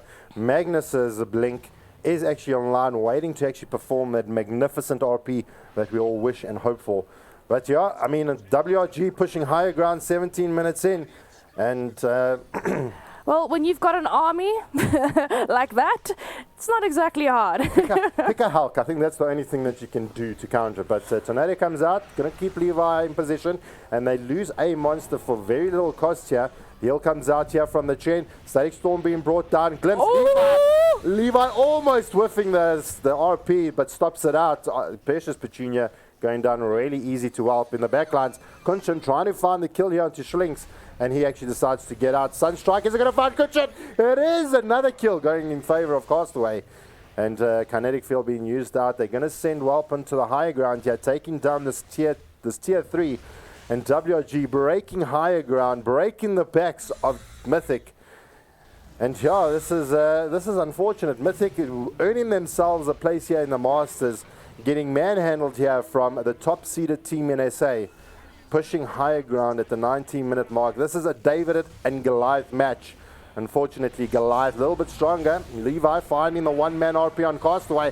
Not going to be good enough. Precious Petunia trying to focus him out. Sunstrike, Meteor, going to be good. Going to bring down the PvP. Sagan, he's in next to fall down. Can Wolf actually close it out? Chadrawi, one more hit, one more right click. Chadrawi cleans him out. And in the back lines, they're going to lose Santo. But Kunchin picks up the kill on Schlinks. Santo goes down. Gem was on the deck, gets picked up. Kunchin trying to get himself out of there. Phase shifts out. Can he get out? He does. Well Beautiful played. blink out there. A Monster is back. It may look at going down. Yeah, doesn't have enough DK stacks up just to make him that tanky beast just yet. And well, not even interested. He's going to right click down the tower. Chakram going to do a huge amount of damage. Levi trying to bring down Chadawi. Is it going to be enough? And Kunchin finished it up with that illusionary orb. And wow, that may actually just spell the end of the push. Kunshin, the star of Mythic, he played his little heart out there, and I must say, what an absolute amazing high ground defense that was. Yes, they got the tower down to 156 HP, but I mean, if this was anything else, if this was any other player right now, that Rax would have been gone. I mean, this is... That was unbelievable defense coming out from Yeah, Mythic. I mean, unbelievable. WRG has all the tools to actually push higher ground. They have got That empowered- Spirit Forges. Yeah. They've got the overwhelming odds. They've got the creeps from Santos Chen. They've got Forge Spirits, they've got... Oh, they didn't have Golem that time, though. That was a bit unfortunate, but they have a lot to push high ground with. But I must say, the empowered Precious Petunia, that stuff hurts on the troll, man. You want to get caught in the middle of a troll with Empower and Bash. No, thank you. No, absolutely no, thank you. Well, let's take a quick look at our net worth for individual players. Castaway sitting on the top of the charts, baby. Must be the Justin Bieber of SA Dota. Sitting second is going to be Welp on our Timbersaw, then followed by Kunchin, then Precious Petunia on the Troll, and Chidrawi on the Legion Commander. Our Sargon sitting with a whopping 2,200 gold. Top lane came out on RP. Can they actually bring down Chidrawi? Is it enough? Precious Petunia going to right click from a range, slows him down a little bit. Going to actually be healing himself up. Not going to be good enough. And a kill goes in favor of Mythic. Precious Petunia clearing out Chidrawi. But this may still show the push here for the side of WRG. They've got two of the Mythic players up in the top. Instant TP backs come in. They're trying to work on that melee racks. They're going to let the creeps tank all the damage up here in the top. Drop the ice wall, make sure that there's no follow-up here from the side of Mythic. I'm not sure I would have gone for the melee barracks, though, because it does heal up. I would have gone for the ranged racks and at least had done a bit of permanent damage. You know, I understand the melee barracks is the more of the prize target, but it's going to regen up. And if they can defend high ground like they did before, it's not going to really make a difference for them. So I would definitely have made the range racks my target there. But it does, however, open up the shrines to WRG, and they decided to take it straight away. But also very good map awareness and thinking from WRG. They know two of the Mythic players were there ganking the Legions. They're like, okay, boys, let's just go push down mid. There's not enough people to defend the high ground. At least get the tier 3 and we can go take shrines. Opens up the map a little bit better for them. So very, very good mechanical play coming out from WRG there. Yeah, well, maybe jumping onto the melee racks, maybe they were gaming, being, maybe they were being a little bit, in the words of my man Scarpy, a little bit overzealous. Overzealous, yeah. Overzealous for trying to take the melee racks. But, you know, something else I want to jump onto. Rosh has received a little bit of an upgrade himself. Oh, yes, he has. So we haven't seen other teams making the attempts for Rosh. Rosh has now gets cheese at level 2. It's an end of an era for my friend, Mr. Rosh.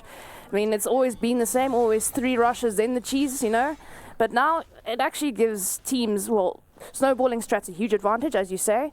You take the first rusher, take the first racks, then you've got cheese on the second rush.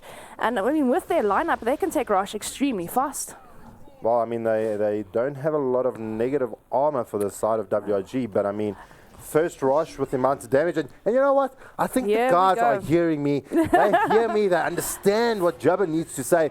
They jump into the pit and they're going to take down the first Aegis.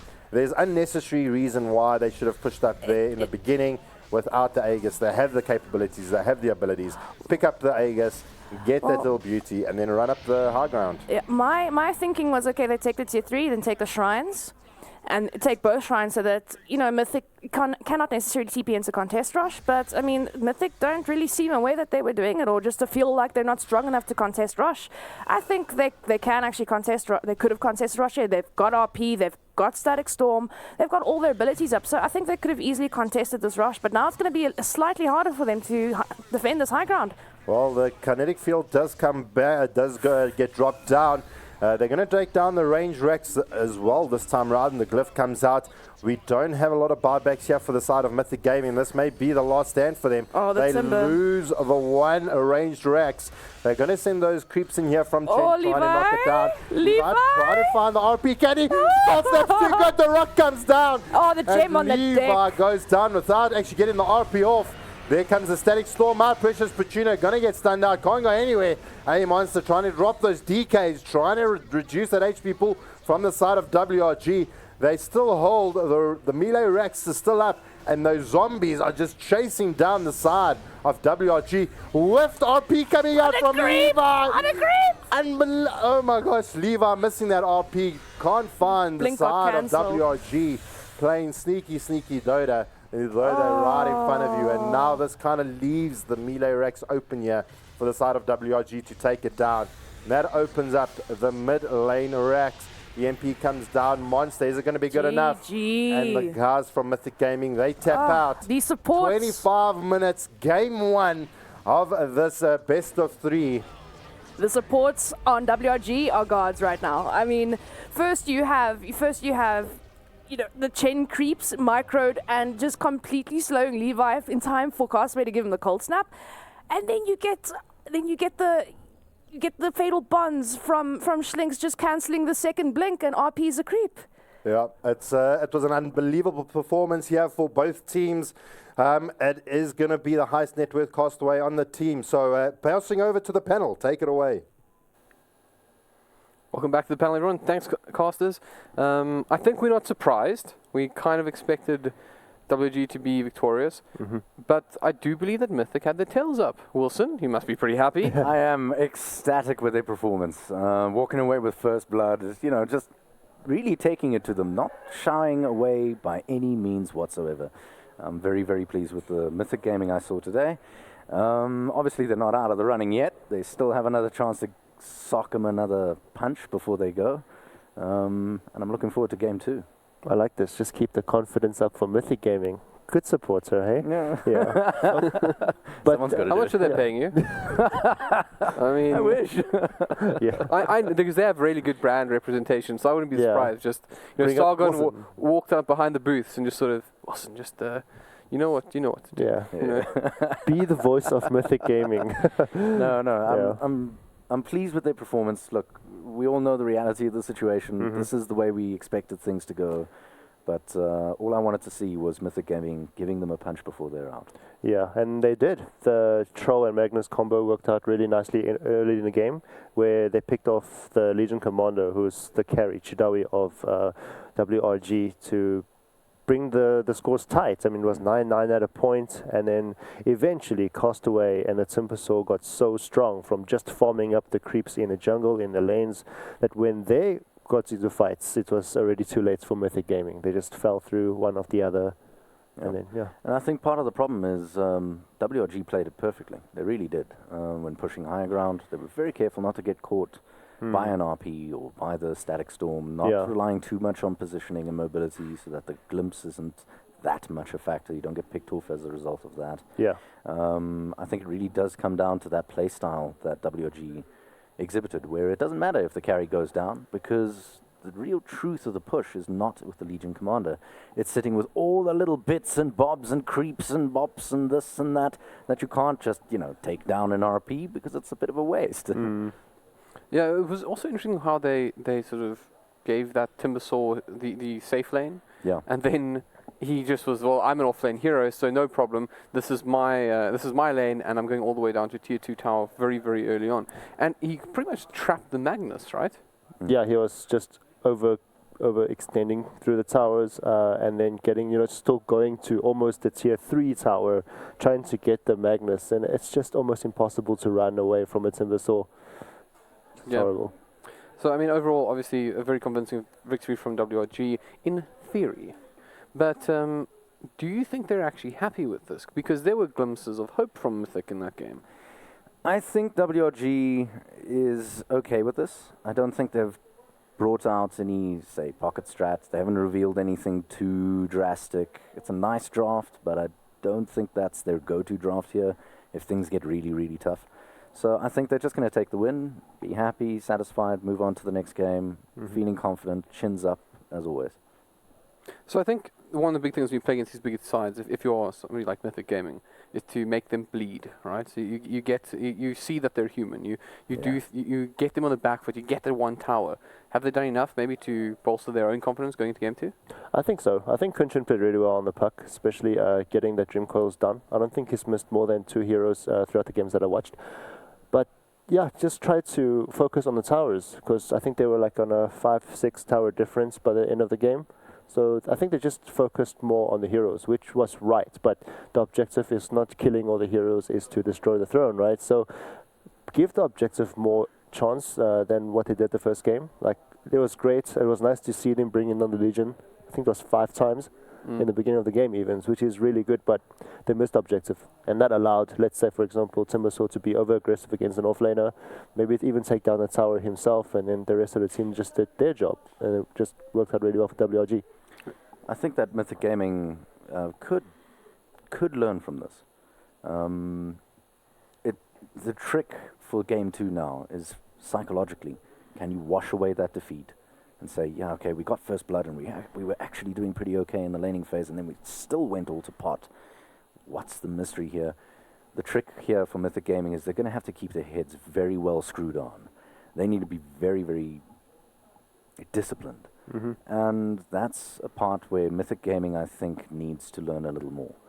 So I feel that they're risking more now, having lost that first game, and going into the second game, and it's really up to them on putting that loss behind them. And that's the real big kicker here. I'm not sure how they're going to perform, or if they're going to perform as well as they did in game 1. Yeah. Just for that. They indeed did really confidently well in the game 1. Maybe they, as you said, they had that confidence. Yeah. They had someone, the coach, to tell them, just try to win the game. Like, doesn't matter what you do. Yeah, so they probably need a motivational speaker, Wilson. I'm going to need a motivational speaker soon, just to get me out of my depression, because not only was Timbersaw picked up, but somebody also mentioned to me that Timbersaw was that has been run quite a bit, in fact, by White Rabbit Gaming in the past couple of days, and that means that you're boding well for that selection of the Timbersaw. I'm just hoping it might actually be a case where it's picked too much, and then it's the most picked, and then you still lose, and that's what's most important here. Yeah, that's the statistics, guys. We're gonna make sure they ban it maybe 1 or 2 games, eh? Actually, throughout WRG's history, they've had an affinity for the hero. Yeah, if there was a period where Timbersaw was the hero, the thing to pick. Yeah. But even when it wasn't, they had a certain affinity towards that hero anyway, and I think that's mostly Chidawe. Yeah, it's also because they have 2 heroes that play, 2 players that play Timbersaw. It's Castaway mid or Whelp on the offlane. Yeah. Well, and that just got me thinking as well, because there's something we haven't spoken too much about, and the actual with every one of these changes, right? We've been speaking about how you get more experience and more spell power out of the deal, right? And I was just thinking, what we haven't seen in a really long time is a Castaway Tinker, and I mean that was his go-to once. And wondering if this is we won't get a treat at this event. We may see something like that being pulled out. Do you guys think Tinker's viable at the moment? It is. I don't think anything's changed, but to boost it up even is what you said about the casters in the game getting boosted as well, with money not being too much of an issue anymore. So it's definitely a viable pick. I don't think Tinker is a better pick than Invoker last game, but definitely a possibility for next one, assuming that Mythic is not going to ban such heroes. Let's just hope that Tinker doesn't become my support Viper. As in, I really want to see it for the entire event, and then it just doesn't comes happen. about. Because it's also it can be a fun hero to watch. The ratty version is a little bit boring, but if we get a nice violent Tinker come out, there's actually quite a few things. Spam some marches. It's highly possible, but you gotta be aware of the situations. Well, here's hoping. But we'll have to hope a little bit longer, because we are going to go into a quick break, guys. So stay tuned. We won't be too long, and then you'll be able to check out Game 2 of White Rabbit Gaming versus Team Mythic.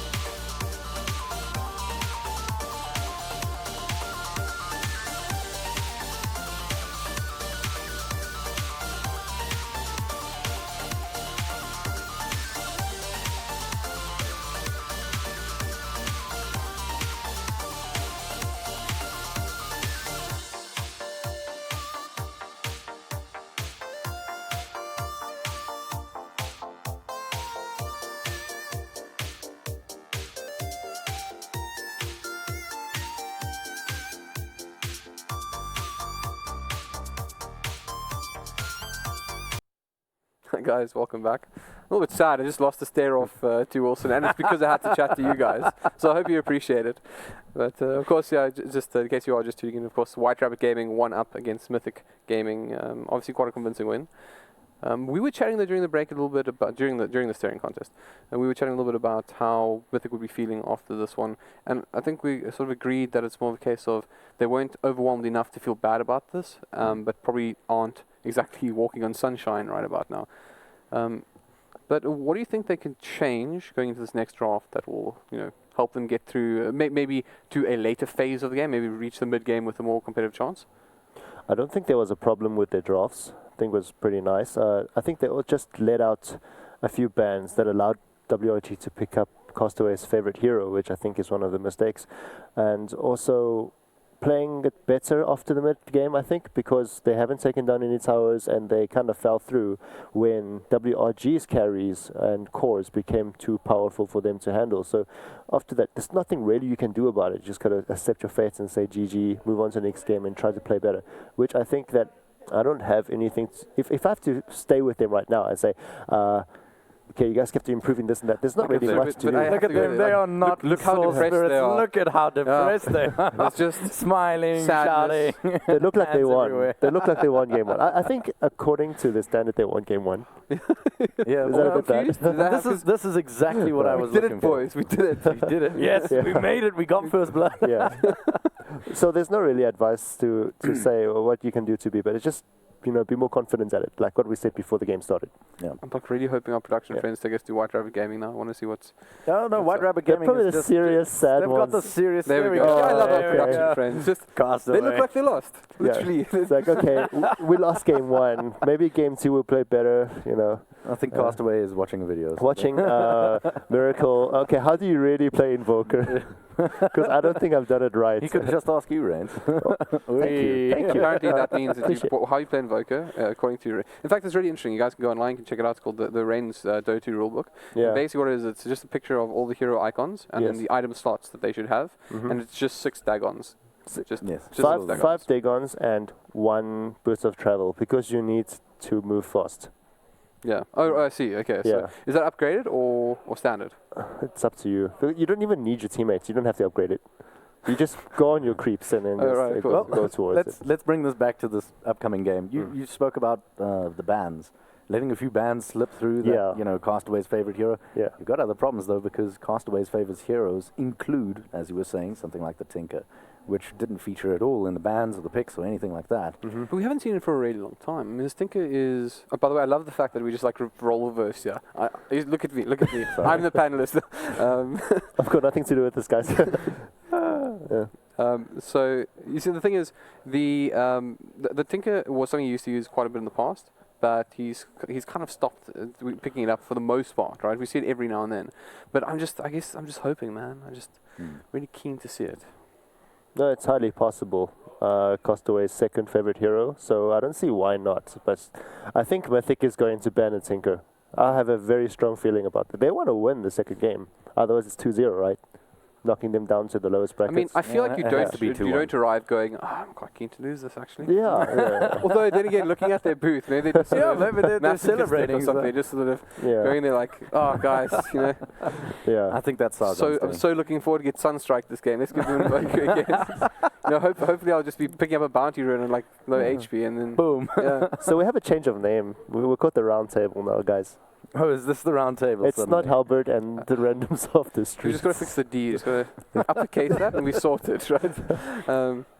Let's see, it goes away and then bring it back. Bring it back. Yeah. So, anyways, talking to the game we're expecting to come up.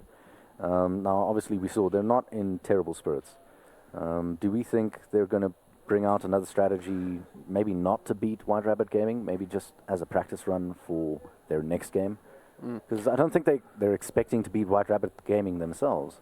So I just want to point out that everything is right, well, especially that there's now a space between Wilson and XXL. That is exactly right. Guys, the spell by Rain, it's Rain with a Z, guys. Okay, we should Okay. probably stop trolling the production, Production now. guys, come on. We are being threatened as well now. So, okay, we gotta stop. Let's get back to it. But okay, so obviously, guys, we're having quite a lot of fun here. But let's get a bit serious because the game is about to go live fairly soon. So yeah, okay, Mythic are definitely in a position now where they obviously have high spirits and they do have an opportunity to maybe get an upset. They're not an upset from the sense of actually winning this entire thing, but there is always the chance that they can get to a good strong mid game position and hey, miracles do happen, right? And that may seem harsh, but they are up against a monstrous side. What I'm more keen to see is the side looking at getting a good performance out here, and then potentially running that and seeing if they can sort of get some upsets in the lower bracket, that sort of vibe. But then again, maybe that's a good enough commentator's curse to see them pick up this one. What do you guys think? I'm hoping so. That's exactly what I'm hoping for. So, I mean... Yeah, I agree. This is... it's the first game of the day. Why not, right? 10% chance. Yeah. There's always a 10% Who knows who chance. slept well last night, right? I mean, I saw some concerning things in the hotel room this morning with certain players that looked like they had not in fact slept very well. So. Which is quite good. They probably boot camped all night, just tried to sort out I'm sure some that's what stats. was happening, right? Yeah. Just So working smiles really hard. on Mythic's faces. Yeah. Right. Yeah. But I mean, I like the whole, even though we lost, we're still happy about it. We're probably going to learn more about it. And, like Wilson said, maybe they can take it strong in the next game against, I think, the loser of one of the top 8 teams right now. But I think it's going to be, regardless, if they win, great. 1-1 WRG makes it game 3, which is pretty hectic for them. Or take it to lowest brackets and then start climbing up from there. Well, then it's certainly no strangers to fighting their way through the ranks. That's how they got you in the first place. Yeah. Yeah, that's a very fair point. I would really like to see from them is that you do well in this series. Because I think, let's just be fair, they're really unlikely to win this, but do well in this series, go into the low bracket, and then maybe give us some surprise. Because I will say this much, that strikes me as a dangerous side to go up against in the low bracket. You don't know enough about them. We've seen that they're capable of at least surviving a laning phase. And if you can survive a laning phase with a pocket strat, and I know Wilson is literally sitting here, woke up this morning, created a little shrine to pocket strats, and just decided like, today's the day. Bring it out, yeah. No, I don't think they're going to be bringing out pocket strats this early. Mythic Gaming might have to. That's what I mean. Mythic and low bracket seem like scary side, right? In lower bracket, yeah. They might do that in lower bracket, but not now, not for this game. Yeah, we'd like to see some old strats coming back. I mean, the Tether stun's back on the IO. I want to see more IO Chaos Knight combos. Yeah. And that's even in the mid lane. So that actually pushes back a solo Invoker early game, for example. It could work. Tiny IO is also really strong. You can see that the double stuns that I'm mentioning. I think that's one is probably a very likely one actually in this event. And we do have some fantastic IO players around the country. I mean, WG have their own. So I think that we are very likely to see a double mid combination at some point. The problem with picking up IO is that usually you have to do that relatively soon in the draft. And it was completely ignored in our last game, though. It was utterly ignored because I don't think anyone's expecting it. But if you pick it up in, say, second pick is your IO, then suddenly, immediately, you'll see your other team switch over their picking. Do you know what's happening here? This is like, you see, it was one of the counters to IO, of course, Disruptor. And we also just want to give the teams the opportunity to pick up the Disruptor again. Yes, come on, let's do it. All the Kotal, hey, why not? Just give me the Witch Doctor. I do agree with you. I think that IO is in fact something that you generally pick up fairly soon because you can almost see you setting up for the IO. Yes. But somebody's going to get away with it as that like fifth position surprise. Oh, we have a problem. But perhaps right now, as we do have the draft up and running, we do see the Legion Commander banned up by Mythic Gaming. Wow. White Rabbit getting a chance to respond. That's a bit of a respect ban straight out the bat. Do you really feel the Legion Commander had that much effect? The Legion Commander's in the meta right now. We spoke about how strength heroes have bonuses just from the stats alone, and we saw how last game Chidawi, he rotates with Whelp with the carry role, and then they put Chidawi on the Legion Commander, and it worked out really well. Even though he died five times in the beginning of the game, still managed to come back with a few. But first ban Kotal once again. I really feel like WRG is playing against Wilson right now. They're banning me. I think they're sad that I'm rooting for Mythic to pick up a game or something. That's probably why. It's just a little bit of salt. Are these boots soundproof? I just imagine like a place and like, no, they're not. No, they're not. They're staring at you like, we hate you right now. Although that's why Mythic's so happy. Yeah, no, they're always happy. No, I like these guys. Jolly people. Well, anyways, moving right along. I kind of feel like Mythic may want. Okay, interesting. I hear actually laughter coming from the. They probably hear us. But second ban Doxier is what they did the first game as well. No, the first ban Doxier, excuse me.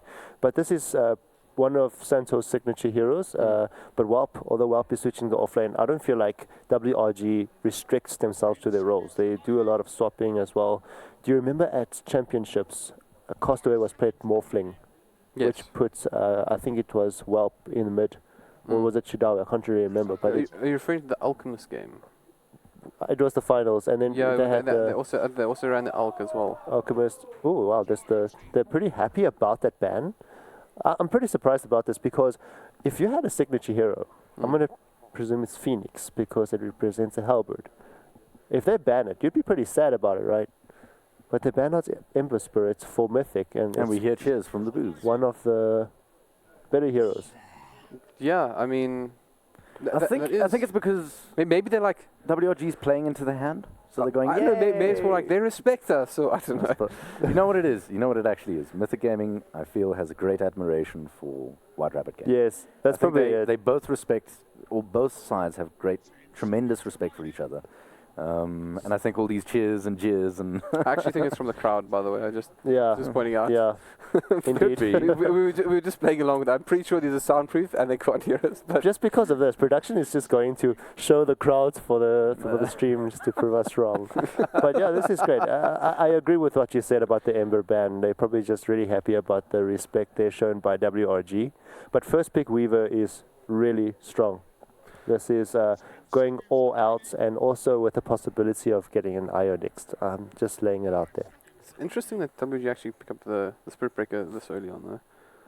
Well, he is really potent in the early game as well, easily rotating to the lanes where necessary needed, possibly going to roam about and then going back to the safe lane, about the 2 or 3 minute mark. But I think it's so far so good, and also with the possibility of an IO pick because they do have, for example, the Wind Ranger, they have the core, they have the Spirit Breaker. So is going to be happy about that. They can easily switch it to Wind Ranger. We saw a little bit of that before the patch changed over, so... I guess I was going to criticize on picking up the Spirit Breaker, which is showing your hand a little bit. But then I guess the Wind Ranger is a nice pick up here because it can go either way. But probably I would imagine a core in this position. Yeah, to work out really well, and also let's not forget about Mythic. Yeah, the Warlock comes out. Yes. I mean, what? It made it through to the final pick of the first phase. I'm really surprised about that as well. I mean, Warlock is really strong regardless of what team you're in. If one team picks this, it's going to be really good. But that Magnus follow-up ban is going to help WLG soften the blow quite a bit because Mythic, with the RP, with the Warlock summons, it's going to be pretty irritating for even a Spirit Breaker to escape. Are we liking maybe a black hole for the side of Mythic here? I mean, it's not another question, but... To try and fulfill the same role as, say, a Magnus would. Similar. Not the same, but similar. I don't see it. I mean, it's not out of the question, but I don't see that happening. But I do want to point out that we have 2 Weavers in this game, and I feel like we missed an opportunity to enjoy that. So we only have 1 Weaver. No, that Weaver's not even a Weaver anymore. It's out of the question. I'm joking. I know what you mean. I'm glad we had this awkward exchange. But let's chat a little bit about the ban. So Sven now does see a ban. Also, the second time we've seen him banned on the second phase. And as mentioned, the Ember Spirit and Magnus banned out here. But... are we missing a ban? Am I going crazy? No, it's definitely a WRG ban after the Sven. Right. So we're probably not going to see a Sven in this tournament at all because it's so potent. Like the strength heroes are just all there. Juggernaut's not picked yet, which is a high possibility for Mythic to pick up and then just send to Weaver to the offlane. But it's only second pick. It's only first tier picks anyways. Well, there's also... I think the lifesteal is still available. How do we feel about lifesteal in this patch at the moment? Lifesteal is... as strong as he used to be. I think his lifesteal got nerfed, if I'm right. I really need the patch notes with me right now just to be sure. But lifesteal is a high possible pick. I mean, you were thinking about the Spirit Breaker combo, or were you thinking more of the Weaver one? Well, I mean, they both could work, but certainly more Spirit Breaker. Okay, yeah, it's only that you have a Spirit Breaker already. You have a Wind Ranger who's aggressive. Wind Ranger needs more gold. Wind Ranger needs this and that, and the lifestealer needs the same thing. By that reason, I don't think they need a lifestealer. This is a really interesting pickup. Sorry to jump ship very quickly, but Leshrac is really interesting now. The Agnemus change actually allows... Hey, how about 5th pick? Oh, sorry. No, thought you were chosen. I literally got like, how did we get there? Anyways, so the Leshrac's quite interesting. The Agnemus change makes him quite an interesting creature now. Tossing out a single lightning bolt, lightning storm, excuse me. You know, it has the slow effect. But we actually had a long discussion on this recently, chatting about whether or not we thought it was good enough. And it could be pretty interesting. I mean, if we have a sort of core Leshrac here, and that is possible, right? Because what we have here is 3 heroes that can all play all 3 roles. Which is beautiful. all 3 roles, you know, well, as in... Yeah. Positions, yeah. Sure. Yeah. Kind of. I mean, it's I don't think you're going to see a solo mid. It's a great way of keeping soon, Mythic Gaming guessing. It's a beautiful way of keeping Mythic Gaming guessing, and if at all possible, I would do that every time when I draft. Try to keep them guessing on what exactly is the final intent, and then right at the end throw in the sucker punch. This is also a bit of a sucker punch, but I don't know. Does it sit nicely? I suppose you're getting a little bit of split push going. Earthshake is an interesting pick as well. Nice little counter to the creep push of Nature's Prophet. If he does get caught with his pants down in and amongst his trees, Earthshake is going to have a field day with Nature's Prophet. Yeah, that's one thing. I think Earthshaker can handle Nature's Prophet really well, just not so much with Spiritbreaker or Wind Ranger. They both escape really easily. Leshrac has been one of the strongest, I think, 2 meters ago. I think that's when Dendi was shining as well back then, because the Octarine core is just so OP on such. So with my guess, I'm going to say Nature's Prophet is going to need his levels alone. I think he's going to go to the off lane, Wind Ranger to carry, and then Leshrac going to the mid lane. The Earthshaker also does, is he sets up nonsense for the Warlock, which is nice as well. So they book themselves a bit of team fight in the eventuality that they might be pushing. It's really interesting to see how they're going to initiate this. I mean, they don't have the heroes besides Nature's Prophet to really initiate on. Like, Leshrac is really tanky, but let's just see, because Lelina needs to land the skill shots, hey? Yeah, the thing as well is that, I mean, you mentioned that the Leshrac's quite tanky, Spiritbreaker also naturally tanky hero, and then Wind Ranger is, you know, with Wind Run is quite a challenge to bring down, other than, you know, just pure burst and the magic damage, which is possible. But I'm interested to see how they sort of, at the side of White Rabbit Gaming, almost, they initiate well, but it feels like they need something that's going to like wrap up what happens next, right? Because let's assume you're hitting with the Spiritbreaker, you're going in, following up with the Leshrac stun, Prophet, you know, smacking people behind you. But I feel like there's something like almost like a counter initiator, which might be nice, or something that just sort of like seals the deal for how that team fight's going to go down. Something that supports the Spiritbreaker going in. Why the Ricky ban? Are they worried about the silence? If WRG, like Devin mentioned, had someone to counter, like a Ricky silence would be great for WRG, but they banned it out in the end, and the Lifestealer that you mentioned as well. So there was a high possibility that, you know, Mythic thought the same. That's, you know, if it's not Nature's Prophet, it's Spiritbreaker that they can do the combo with. Ricky, we got a lot of love towards the end of the last patch. Yeah, the only change he got was -5 move speed, which just means he's obviously taking a little longer from getting from point to point getting information. Yeah, it's like a slow ward. Basically, he's well, he was being played as a roaming support. Yeah, but your Tranquil Boots fix that kind of thing. Yeah. You know, so. Yeah, so it's really not too bad of a nerf. Something, but you probably notice it when you play it. Oh, when you notice, you literally just feel like you're jogging up a treadmill that's pointed uphill, you know. Like, what's going on? What's going on? But they are missing, I think, a proper carry, the Mythic Gaming team. Unless they use the Weaver as a carry. Let's just dream and say Crit Shaker. We know it's not happening. Crit Shaker's... No. He gets True Strike now when he enchants Totem. Yes, but no. He's definitely going to be in pubbies. And today, there's somebody out there who's going to lose to Crit Shaker. Yeah. So it's going to be tied. Well, okay. Okay, that's a lot of team fight. Yeah. Good Lord in heaven. You've got Lina to set it up, Earthshaker to follow, Tidehunter to initiate, Warlock to counter-initiate yet again. It's a mess. It's a long cooldown as well. Do you think Tide... Yeah, it is. But do you think Tide is going to go for a blink here, or can he rely on others to buy him the time to just waddle his fat bottom in? He's going to need to get a blink as soon as possible as well.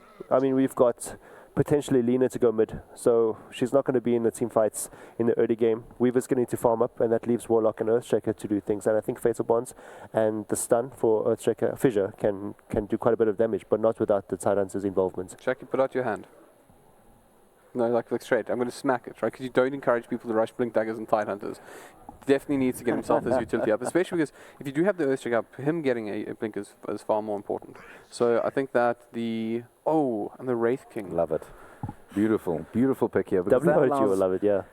That will allow WRG to reinitiate on the Mythic Gaming heavy initiation in the Tidehunter Earthshaker. This actually reminds me a lot about the days of it was like one of the first incarnations of Bravado, run by the Captain Thomas Random Hero. Oh yeah. And there was a lot of emphasis at the time on Faceless Void, and they picked up the Wraith King as you'll kill him once and he'll come back. And I quite like the response what Mythic are doing, because you can't rely on like getting a pick off on that one position, because he's coming back. And even if you manage to get a really good team fight, you must have a second chance as well. As Walt gets a good start, you should be in a good set. But I think we'll soon be moving over to our shoutcasters. We saw them on screen just a moment ago whilst we wait for the players to pick up. But I'm sure Succubus and Jabba are quite keen to give their own thoughts on the draft. Well, good morning, SA players and Dotas around the world. I am Jabba, joined by the lovely Succubus. Game 2 of this best of 3 WRG versus Mythic Gaming. It is going to be a whammy of a team fight coming out for Mythic Gaming. Some big ultis. Oh, yeah. Some massive ultis coming out.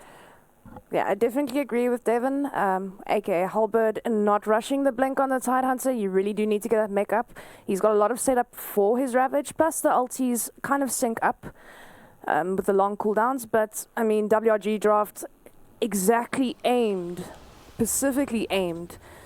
to fight around the team fights. Get those pick-offs. I mean, Spirit Breaker and, of course, the Nature's Prophet. Well, I mean they can be anywhere on the map at any moment. Yeah. I mean, Nature's Prophet has got his respawn timer changed. He now gets a 0 cooldown on TP. Yeah. So Spirit Breaker charges in, finds himself a target, and before you know it, Nature's Prophet, once he's reached level 25, is going to become an absolute nightmare to deal with. But the game has begun, ladies and gentlemen. So let's get ready to Dota as game number 2 is underway. Chedraui just chilling in the base at the moment, playing the Nature's Prophet. We have got Santo playing the Spirit Breaker.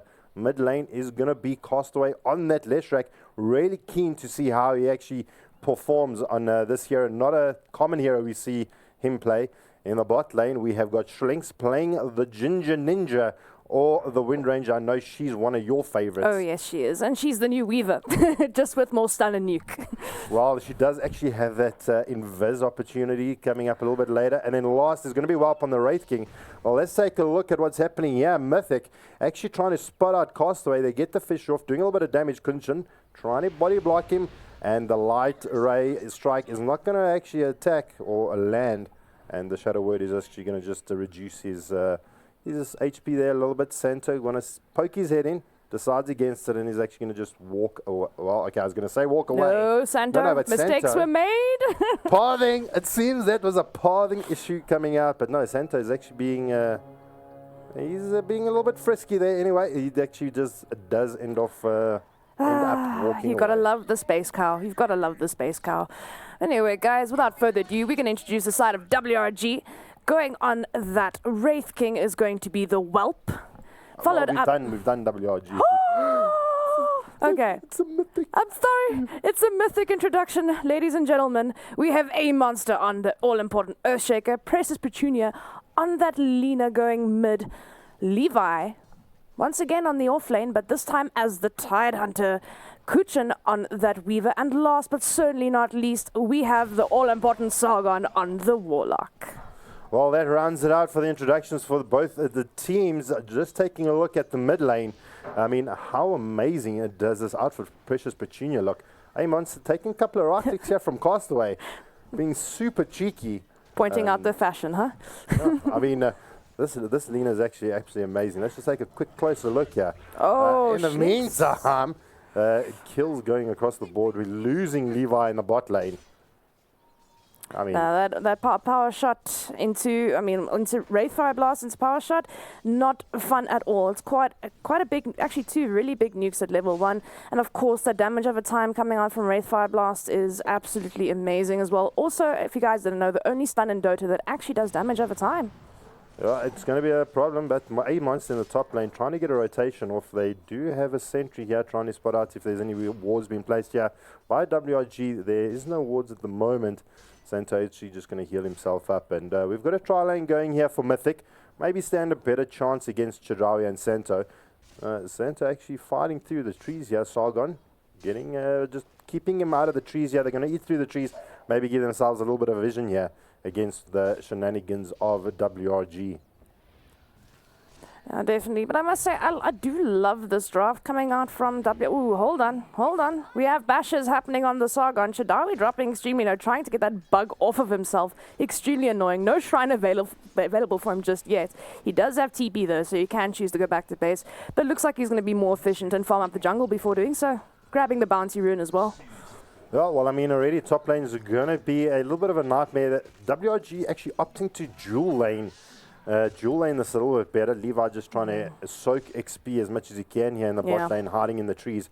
Shlinks at this point are not getting much done. Maybe it calls for a little bit of a rotation from her.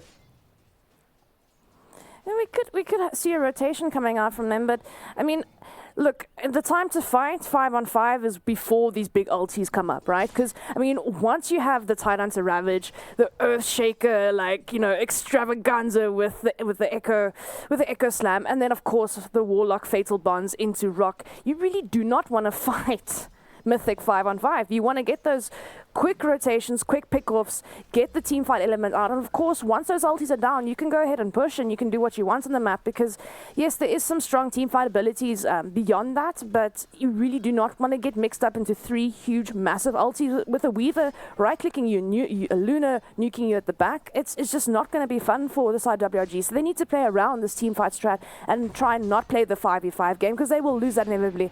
And Santo getting out of dodge with a charge, he's going to be all good and safe.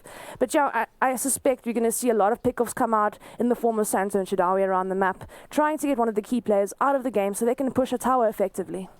Well, I mean, we raised the question that Mythic has a lot of team fights. So they drop everything. They get the most perfect engage, and they basically delete, say, majority of the players. They can pretty much stop the charge coming in. They can then restrain the other players from escaping, the Wind Ranger, the Nature's Prophet from TPing out, and all the shenanigans. The question is, do they have anything that can actually go toe-to-toe against Whelp, the Wraith King? I mean, he's sitting 25 and 16. I mean, his level at the moment is 4 against Levi's 3, and Levi's soloing with Shlinks in the lane. Look, you can never ever get lost. You can not expect to outlast hit the carry when you're going off lane solo. It looks like he's in a bit of trouble here, taking a lot of aggro from creeps as well. This could spell his end and his second death here.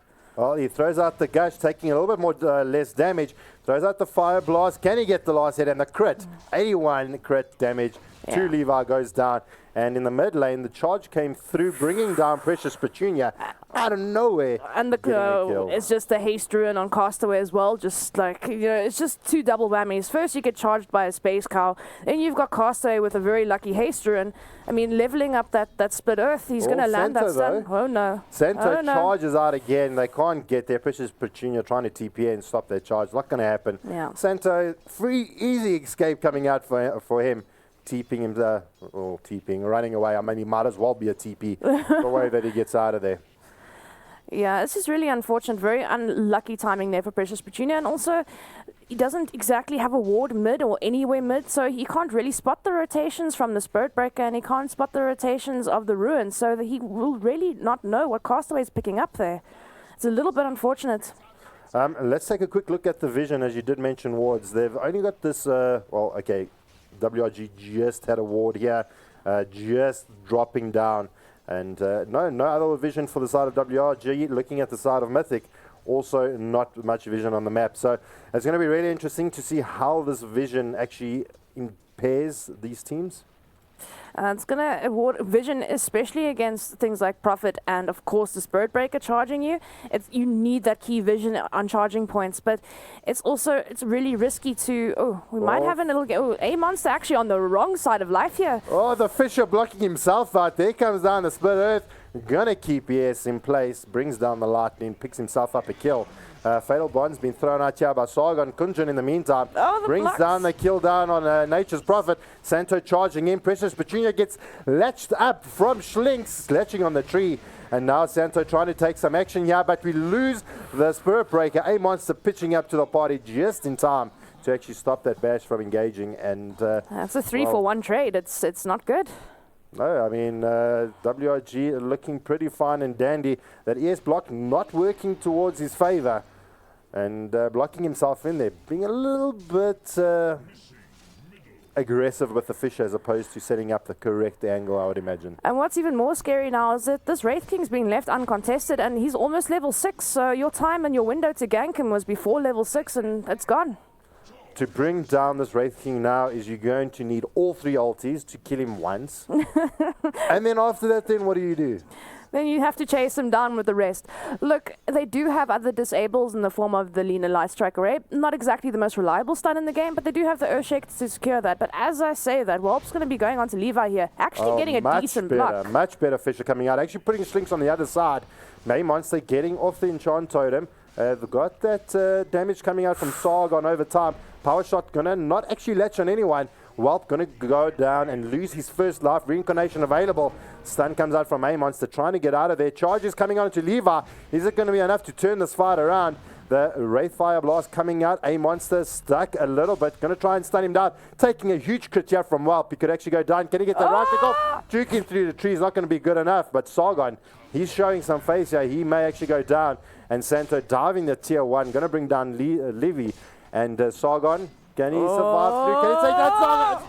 He does. He brings down Santo. And making I suppose, a even kind of trade, as bad as the situation was. I mean, you see... They committed hard. They committed hard on Whelp. And that was Whelp. for a reincarnation. Well, he actually didn't have enough mana for reincarnation, but he did quickly clutch use Mango, and he had enough mana to come back. So, I mean, I think they were looking at his mana pool, but they were like, okay, boys, we kill him once, he's fine. We can. He throws a bait amber stun, but I think they neglected the Mango in his stash and just gave him the mana to come back. But at the same time... Lane, though. Oh, wow, the charge came out, not even needed. Schlink's doing a huge amount of damage there with the power shot, getting a double kill. Sargon pitching up to the party and says, boys, I'm here. Do what you will, taking down both the mid lane as well as the Warlock. Easy peasy in the mid lane, and the charge comes out again for the top lane. And the stun comes out. A Monster being charged out. Huge nether strike. I've never seen that kind of distance coming out from the Spirit Breaker, but they find A Monster. Has actually popped the urn on him, taking a little bit of damage. Can he juke through the trees? One more right click. Bashed. Right click to death. No. I mean, we've spoken about this constantly, and the amount of RNG on the bash on a Spirit Breaker, absolutely ridiculous. I never get it, though. I tried my bash challenge on Quest with that thing. Didn't work. It took me forever, took the whole game just to get 12 bashes on this hero. But he might be in a little bit of trouble here. Kunshin is here. Oh, but he gets another charge off. Oh, but Precious Petunia, he gets latched up. Santo gets a Laguna to the face, drops it to the deck. And she is down. Kunshin trying to now find Castaway. Going to right-click him out. Has very little mana to his name. Can he do anything here is the question. Kunjun actually needs to get out of here, considering the way the rotations have been going. They do manage to find Chadawi on the Nature's Prophet. Easy Dragon Slave coming out from Precious Petunia, killing him. Easy work coming out here from the side of Mythic Gaming. So, I mean, the boys aren't giving up. I mean, they really in those rotations of trying to make those big plays. And, I mean, earlier we saw them on camera. And, I mean, they had big smiles on their face. I mean, this is like going up against your best seeded team in SA and kind of standing toe-to-toe. I mean, this they're is playing their strengths. They really are. I mean, this is the time where you need to make the most kills possible on the side of WRG. Try delay those ultis as much as you can. Try get as much map control as early as possible because, like I said before, you do not want to fight this team 5-on-5. Even if the ultis become delayed and they've got their items, it's still really hard to face up against that much disable and that much nuke damage. So definitely playing their draft to full potential here is WRG. Guys, I realize that you guys you think that, hold on, before we get into that, a monster here in a spot of trouble once again. Cancels the charge. Perfectly played. He's going to TP out. We do have the Nether Strike coming on to Sargon. Is it going to be enough? He's trying to get away, trying to juke through the creeps. Can't get the deny off, and he actually goes down to Santo again. That was interesting. I was wondering, because my eyes were on a monster there, and I was like wondering why is the Spirit Breaker going and using his ulti on someone else? I'm like, oh, that's why. It's just an easier target to kill. Earthshaker, he could have died there, but he's still the harder target to take down. He still had enough mana to do a little bit more damage and maybe not secure that kill. But the plays! Oh, that was ridiculous. Chopping out the Ravage, keeping himself alive. But defensive Ravage is never a good thing. No, it's not. So, I mean, he saved himself, but I mean, the question is, do you want to be saving yourself using those big ulti cooldowns? I mean, it's down now for 130 seconds plus. And there's no threat now to the side of WOG. Right, Ravage is down. Well, look, let's go and do what we want. Sargon is nowhere near level 6 at the moment. Sargon's sitting at level 4, almost level 5. So I think that's his rationale. Like, my Earthshaker's not level 6. My Warlock's not level 6. My Weaver's got barely any farm. You know, Lena's the only one doing okay, but she still hasn't got the Yule Sept up. We can't really fight right now. So, I mean, I might as well just use the Ravage to save myself. Maybe that was his rationale behind that. Also, I mean, it could have potentially spelled the end of Sargon's life as well if he didn't Ravage, because Sargon just TP'd in. So maybe saving 2 heroes instead of 1 there, because I definitely think WRG have the potential to kill both those heroes now. I mean, with the global presence of the Nature's Prophet as well as the Spirit Breaker, they definitely could have gotten the 2 kills and possibly the tower there. So in a way, yes, it looks like a bad Ravage, but in a matter of fact, I don't think it's that bad. Yeah, I think it was a great Ravage, but the fact that you have to use it in that kind of situation is kind of bad. Anyway, we've got a charge coming out onto a monster. Can he get the stun off? He can't. He's going to be caught out. Chajawi TPing in, but the Splitter Earth is going to keep him in place if he decided to get out. But the kill goes towards Santo. And I mean, we were talking about the Ravage. I mean, in my opinion, keeping 2 players alive is almost the same as getting 2 kills on the enemy team, especially when you know you're going to pretty much lose your 2 players. And you would have definitely lost Levi if you didn't Ravage, and you would have lost Sargon afterwards, not even having the rock to actually protect himself either. So, yes, a great Ravage. Unfortunately, that they had to actually use it. But anyway, it's probably coming off cooldown pretty soon. We've got about 30 seconds. Yeah, but Castaway is a beast at the moment, taking down these towers. Do you think we see the new Aghanim Scepter? I mean, look, the 1-hit Lightning Storm every 1.75 seconds, I believe it is quite decent, but do you really think... I mean, I feel like there's better items out there for Lesh at the moment. It is nice, but it also hits a random unit. So if you're doing ulting through creeps, you know, it could potentially hit a creep. But as we say that, this poor Lena is getting charged again, stunned up, and jeez, I mean, really double bashed. She is like a ball in a foosball table. She's been bounced around from player to player. A monster trying to keep her safe, but it's not happening. Restricting her exit, and she had to go down. I mean, the RNG is with Santo today, that is for sure. He's just bashing almost on every hit here. And I mean, Whelp critting over 1,000 right now at 14 minutes is pretty damn scary. Yeah, I mean, it is absolutely massive from the Barra, and it's tough, you know. You're going up against the Barra, really strong in the early game. I mean, he's 1180 HP. He's a monster to bring down when that occurs. So it's really, really tough to actually deal with the Spirit Breaker. And poor Sargon still not level 6, still can't combo wombo with the Warlock ulti. No, and the second tier tower is going to be brought down. Sargon trying to get into position to drop the Fatal Bond is not going to actually happen. He got it onto a couple of the creeps, but not doing enough. And yeah, Mythic Gaming seems like their time is slowly falling away. Yeah, and I mean, like, if you look at a draft, like, I mean, if you're in a pub game and you look at the draft, oh my word, so much wombo combo. But I mean, WRG have been really smart here. They got a massive pick-off lineup that's played to their strengths, right? Then they've got a huge pushing potential in the form of the Leshrac as well as the Nature's Prophet. Windrunner as well with the Focus Fire, believe it or not. I mean, she might be playing the more supportish role, but Focus Fire is still legit on buildings. Plus, they've got a lot of disable. They've got a stun on Windrunner, a stun on the Wraith King, stuns on pretty much everyone except for the Nature's Prophet. So they've got a lot of pick-off potential and pushing power. So, I mean, they have completely done the opposite of Mythic Gaming, but it really tears down drafts like this if you play it exactly the way they're playing it. Very, very clever drafting here. I mean, they looked at this and were like, you know what, we'll just do the opposite, and we'll take your towers and pick you off early and make sure you can't actually do anything. Well, I mean, we look at this big Wombo combo coming out from Mythic Gaming. Unfortunately, they haven't got it online yet. Yeah, they can't. It's this massive threat that APG's had. I mean, we've got 3 heroes that do a huge amount of damage in an AoE area. It's huge. But the side of Mythic just haven't been able to get themselves online. Only now, Sargon reaching level 6. I mean, he's barely there. He's now got the chaotic offering available and online. So maybe we can start seeing a little bit of a gather up here from... Oh, the TP comes out. They're going to find our Chidari. Is it going to be enough? There comes the Laguna Blade. Couple of right clicks, and he's going to go down. Precious Petunia picking himself up a kill there. Much needed kill, in fact. Well, 3 targets were focused on the Nature's Prophet. In the meantime, WRG go, okay, let's go rush. And, I mean, this rush is going down pretty dang quickly. And, I mean, thanks to Vampiric Aura, they're life-stealing everything back as well. So, I mean, this is absolutely ridiculous. And we do have a medallion up. Oh, on who? I think the Windrunner here, yes. So the Windrunner's got a medallion up. So that's a very, very easy rush. Medallion, Vampiric Aura. You know, it's just, you know, that's one of the quickest rushes you'll find. And, I mean, she's got full level, she's like full-on support utility Windrunner with maxing the Shackle and the Power Shot before anything else. Not even getting a skill point in our ulti just yet. So, yeah, and I mean, a Monster's going to have to be careful here. He's being spotted out. Yep, and he's going to get charged. Oh, the Power Shot does miss. There comes out the ult for... No! He can't get the ult off Santa, but the ledge comes out. And they're going to be able to bring down a Monster here pretty easily. Schlinks getting himself a nice, deserved kill. He's been playing really well, getting those ledges off. That is a scary nuke. 420 damage nuke at 17 minutes. That is scary on the Windrunner. You've really got to love it. And she's gone for the +4 mana regen, so she's going to have a lot of mana to spam. That's why she's gone for the Tranquil Boots as well.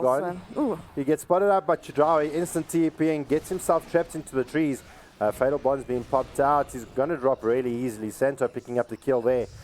And I mean, it's the noose is starting to tighten here. I mean, Sargon didn't get the opportunity to drop the rock. He's going to be back in about 16 seconds. Question is he going to be back in time before they take down this tier 3 tower? They're going to use the glyph.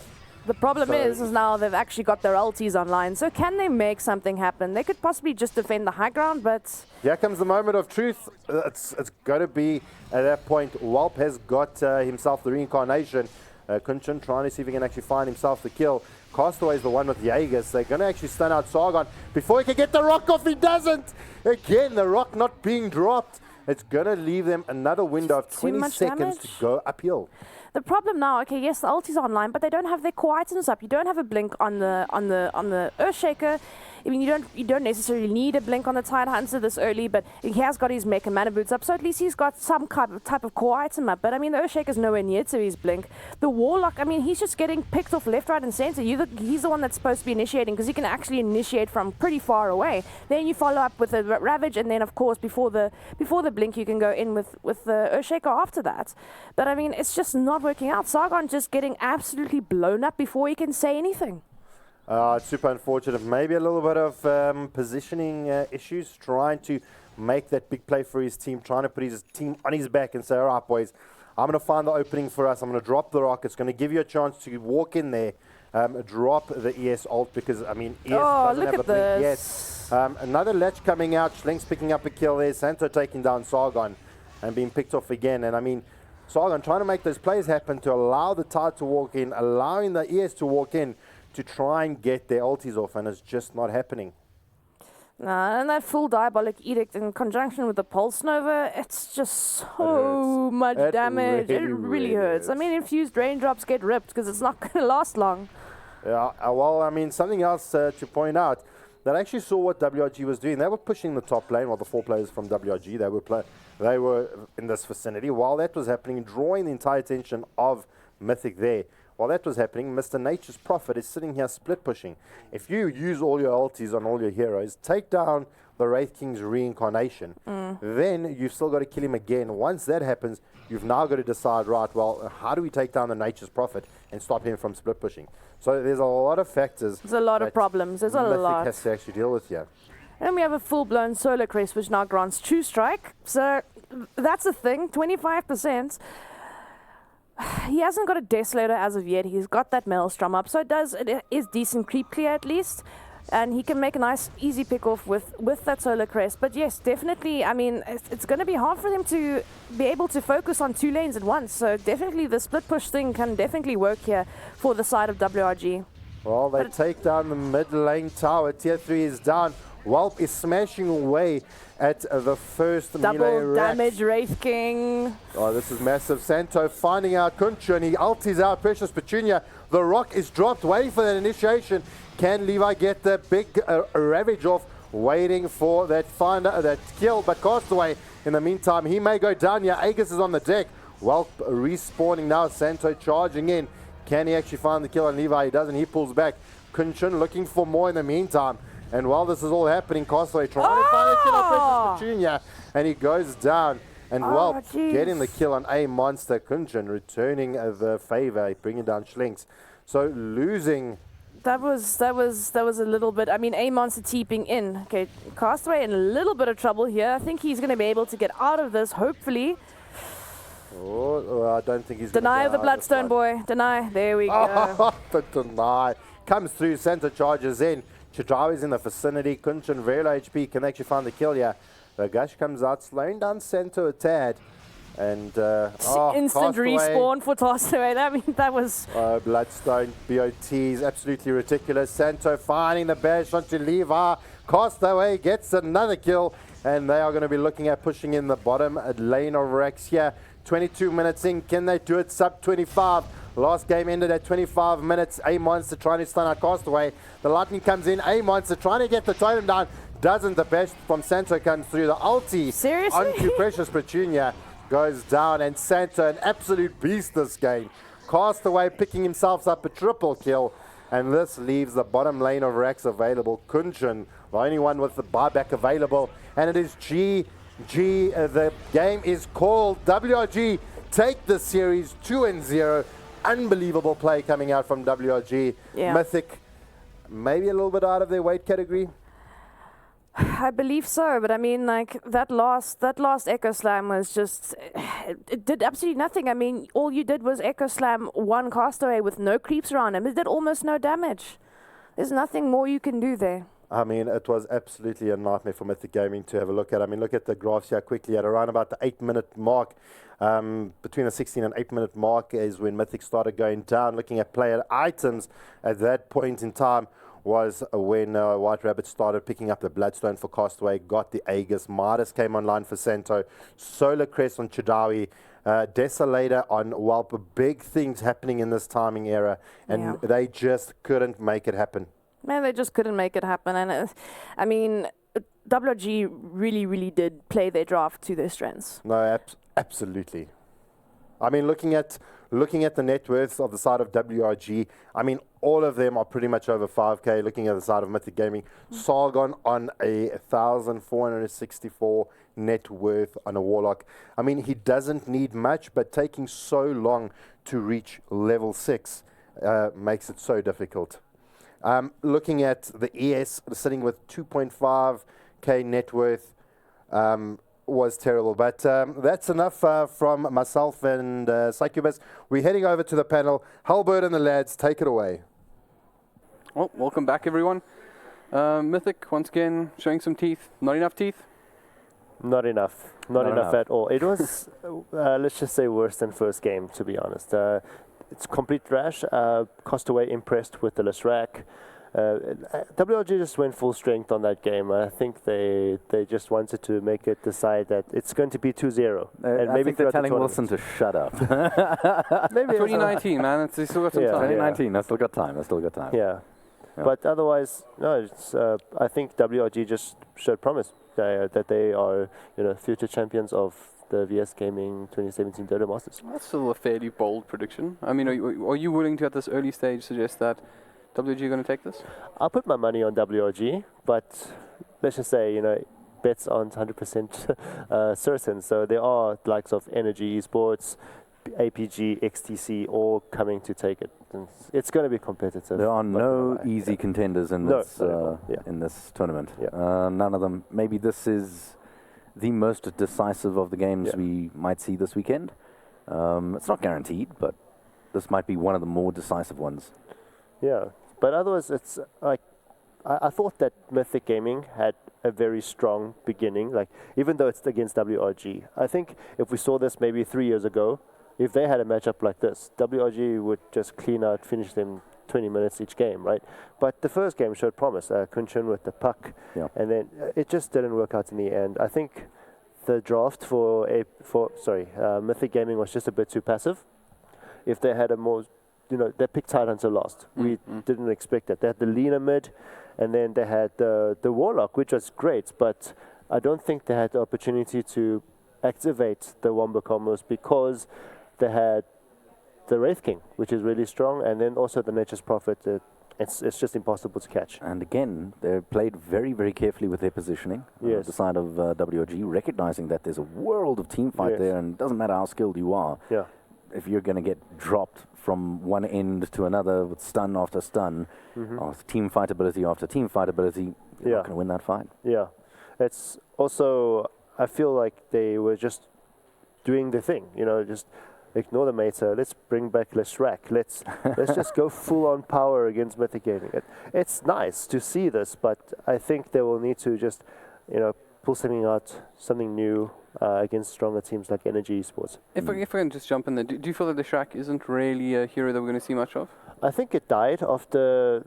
Okay, it was one of the best mid heroes to get. We used to refer to as Disco Pony. Disco Pony, Octarine Core, right? I get you.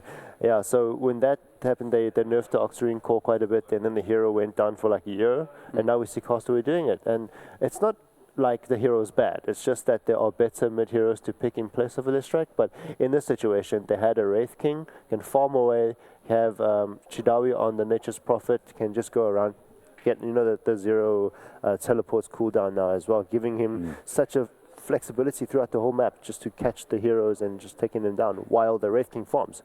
They might not even need them in certain fights. Yep, certainly. And of course, the Wraith King obviously getting back up is a real problem for a team that relies so heavily on initiation, on that first initial bang. And that, came through in the draft, and we kind of felt it was going to go that way anyway. Now, speaking to the Disco Pony, it's interesting to see him come back. It might be either WRG is playing Disco Pony because they have an easy game ahead of them. So they'll field the Disco Pony, see how Castaway feels about it for the harder matches to come. Or they're actually starting to think of it as a viable option for the rest of this weekend. For now, I think it's just one of the filler heroes that they put on Castaway. We've seen his very good sinker. We've seen his invoker, and I'm pretty sure that he's going to try his best to bring these heroes out to play against a top 4 team. But, in some situations that if they lose this game, it's going to be 1-1 and they can still move on. And with Wilson pointing at the screen, yes, it's Mythic Gaming as happy as ever. It's like, okay. We just lost, boys. We didn't do too bad. We got 2-0, but we got some kills. It wasn't a 60-0 stomp or anything. And that really counts for something. Maybe this is all part of a master strategy. And they're saying like it's all going to plan. Yeah. And they're going into that. They're going into that. They have what was that? The Naga combination from I think it was TI3. Where everyone was running this like unbeatable strategy. Yeah. 4 protect 1 type of thing. Let the Naga farm away. Yeah, it was when you had the Naga sleep, you had the vacuum from the dark sphere into a black hole. Right. And then you had the Naga counter. Yay. Yeah. No, finally. Like but maybe they secretly have that, right? But it only works once. So they're hoping that everyone to ignore their matches all the way to the finals, and then BO5 they're like, well, this is better than we expected. It's like, welcome to X Team versus Mythic. Oh, okay, what just happened? What? Friday morning, we're just talking about how they were, getting thrashed with WLG. Now in the finals, it's highly possible. But there is another dark horse in this tournament. Yeah, we have actually been chatting quite a bit about which teams we felt were quite interesting, right? And I think one of the ones that's sticking out in our minds particularly was XD. Gentlemen, we actually got to chat to the players as well, which is quite fun. So how do you guys feel about their attitudes and how they're looking in this event? I think as a team, definitely, identified as a dark horse. They have players that have been playing for years. We talked about early in the morning, Rockley started when Immersion Days Remember, it was Bravado Energy battling out in every grand final, and then somehow Immersion comes. I think it was Arena Finals or something. It was knocking out Iron Energy. Bashers, right? Is that? Yeah. So you casted that game as well, if I remember correctly.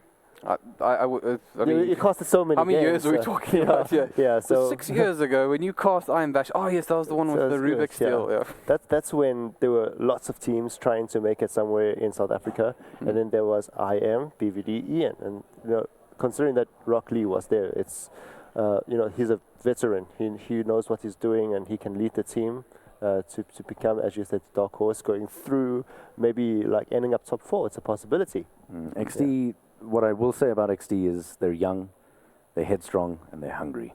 The only difference is, the only real differentiator is, do they have the, I'm not going to say the experience, because like you said, there's plenty of experience, but do they have the discipline to take this the full duration? That's the only question mark in my mind. We'll see them play later today, and you guys will be on that panel too.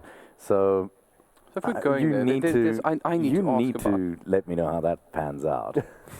I'm keen. I actually want to hear your thoughts on. I mean, we're speaking about Rock Lee, but I'm interested in what you guys feel about. He's a man who is rather well known to the community. He has. Keep your eyes peeled, because there will be a challenge for him later. There will be indeed, and he is certainly. I wouldn't like to say notorious, or infamous, but he certainly has got an interesting name around. So, but certainly quite a gifted young player. Of course, I'm referring to Hunter. Do you guys think that this is? Has he actually been involved in any other top tier events? Was this like his first? He was in DC for the DGC 2016 championships. So they didn't get far, unfortunately. But yeah, it's not his first. I think from that first one, he would build more confidence to the LAN environment. Probably will definitely do better. Let's just say that. Yeah, this isn't Hunter's first dog run, but he should be okay. My only concern is the discipline. That's the only thing that's a bit of a question mark. I mean, I've spoken with the man extensively in these past 2 days, and obviously through setup, he was here. Okay. He was actually giving us a hand, and nice guy. He's actually such a chilled guy. Always got a smile on his face, always happy to laugh. He does sort of remind me of like one of those sort of like, there's like like a puppy that sort of follows you around. He's like quite pleasant in person. Yeah. He's just one of those guys, right? Yeah. Maybe you should include it in his name. We'll see. Yeah. Right. So. Jokes aside, to the meta joke understanding crowd out there, but in all seriousness, he's actually a fantastic player. He's got a Meepo, which is very exciting, and that's very good. And by the way, I also want to make almost like a mention here as well, is that his brother's also playing alongside him, Fury. It's almost a little bit weird, because I think we saw this a little bit with the Probane twins back in the past, Redox and Horrorcast. The dynamic is a little bit different, though. Well, the main thing is that back then you had one of the twins was seen as like the good twin, right? And the other sort of lived under his brother's shadow for quite a while. And it actually came about almost like years. I mean, I'd say almost 3 years into their let's call a Dota career. Yeah. That the younger brother was actually started like really shining, and I think it was he moved from support to off lane or something. He was actually really strong. So it'll be interesting to see how Fury is almost like developed in the sort of shadow of Hunter, which may be more so because of the sort of he has a like celebrity status. Let's leave it like that. Yeah, like I said, the dynamic is slightly different. They're a little bit closer in sense of age and skill development and so on and so forth. So you don't have that disparity. He's not really living in his shadow. Fury has a name of his own. He obviously doesn't attract as much notoriety because of his mouth isn't as big as Hunter's. But other than that, he's by all means on par. And the dynamic is different because the twins you're referring to had a very tight relationship. And these two, they like digging at each other. It was a strong love-hate relationship. Yeah, these guys, they egg each other on by taking needles and poking at each other. That's how they improve themselves. Much calmer than the Pro. Hardly. Probably still going to get there one day. But I'm keen to see how they perform. Really, really keen. Yeah, just dynamic is different. We'll see. We have APG against Energy next, though. I think that's something that we're all looking forward to. Yeah, I can't wait for it. It's a big one, right? Because I mean, you start out with obviously a very high seed with a very low seed, but these are two teams that they're not coming here to midlog. You know, I mean, maybe APG is recovering a little bit, and they're looking to say like get a reasonable finish. Energy are here to win. I mean, they're probably the guys that are sitting there saying, yeah, keep talking about WG. You guys do that because we can shy away into the darkness and do our own things. We'll be doing some things in the background, right? Yeah. But unfortunately, don't mind us. Unfortunately, Energy, we know that you exist and we're watching you too. They have a very strong lineup. So does APG. It's not going to be a 2-0 smash. I think it's going to be 1-2 for either side.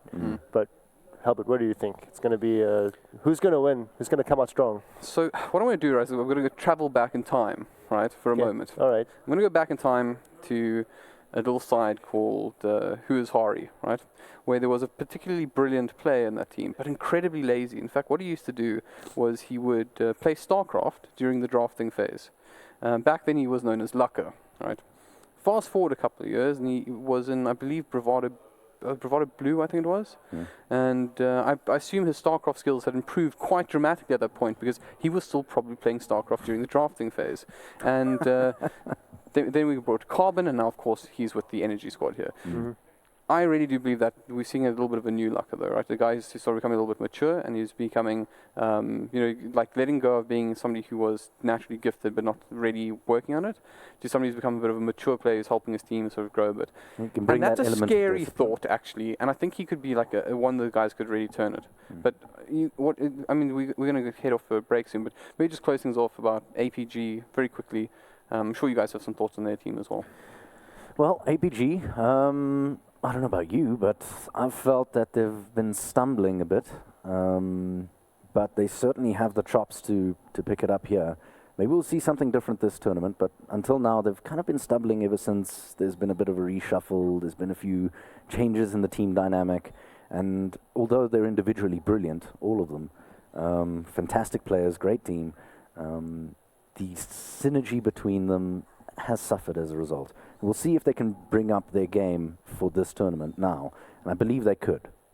Yeah, spot on. I think remains to be seen. It's a question mark. Yeah, that's it. We just see what the game is going to happen when it starts.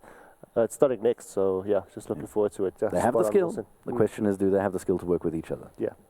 Well, I don't think we're going to finish off any better than that. So, guys, we will be taking a quick break, but don't go anywhere because, once again, there's going to be some fantastic Dota action ahead of us. And I can tell you now that this one is going to be something pretty special.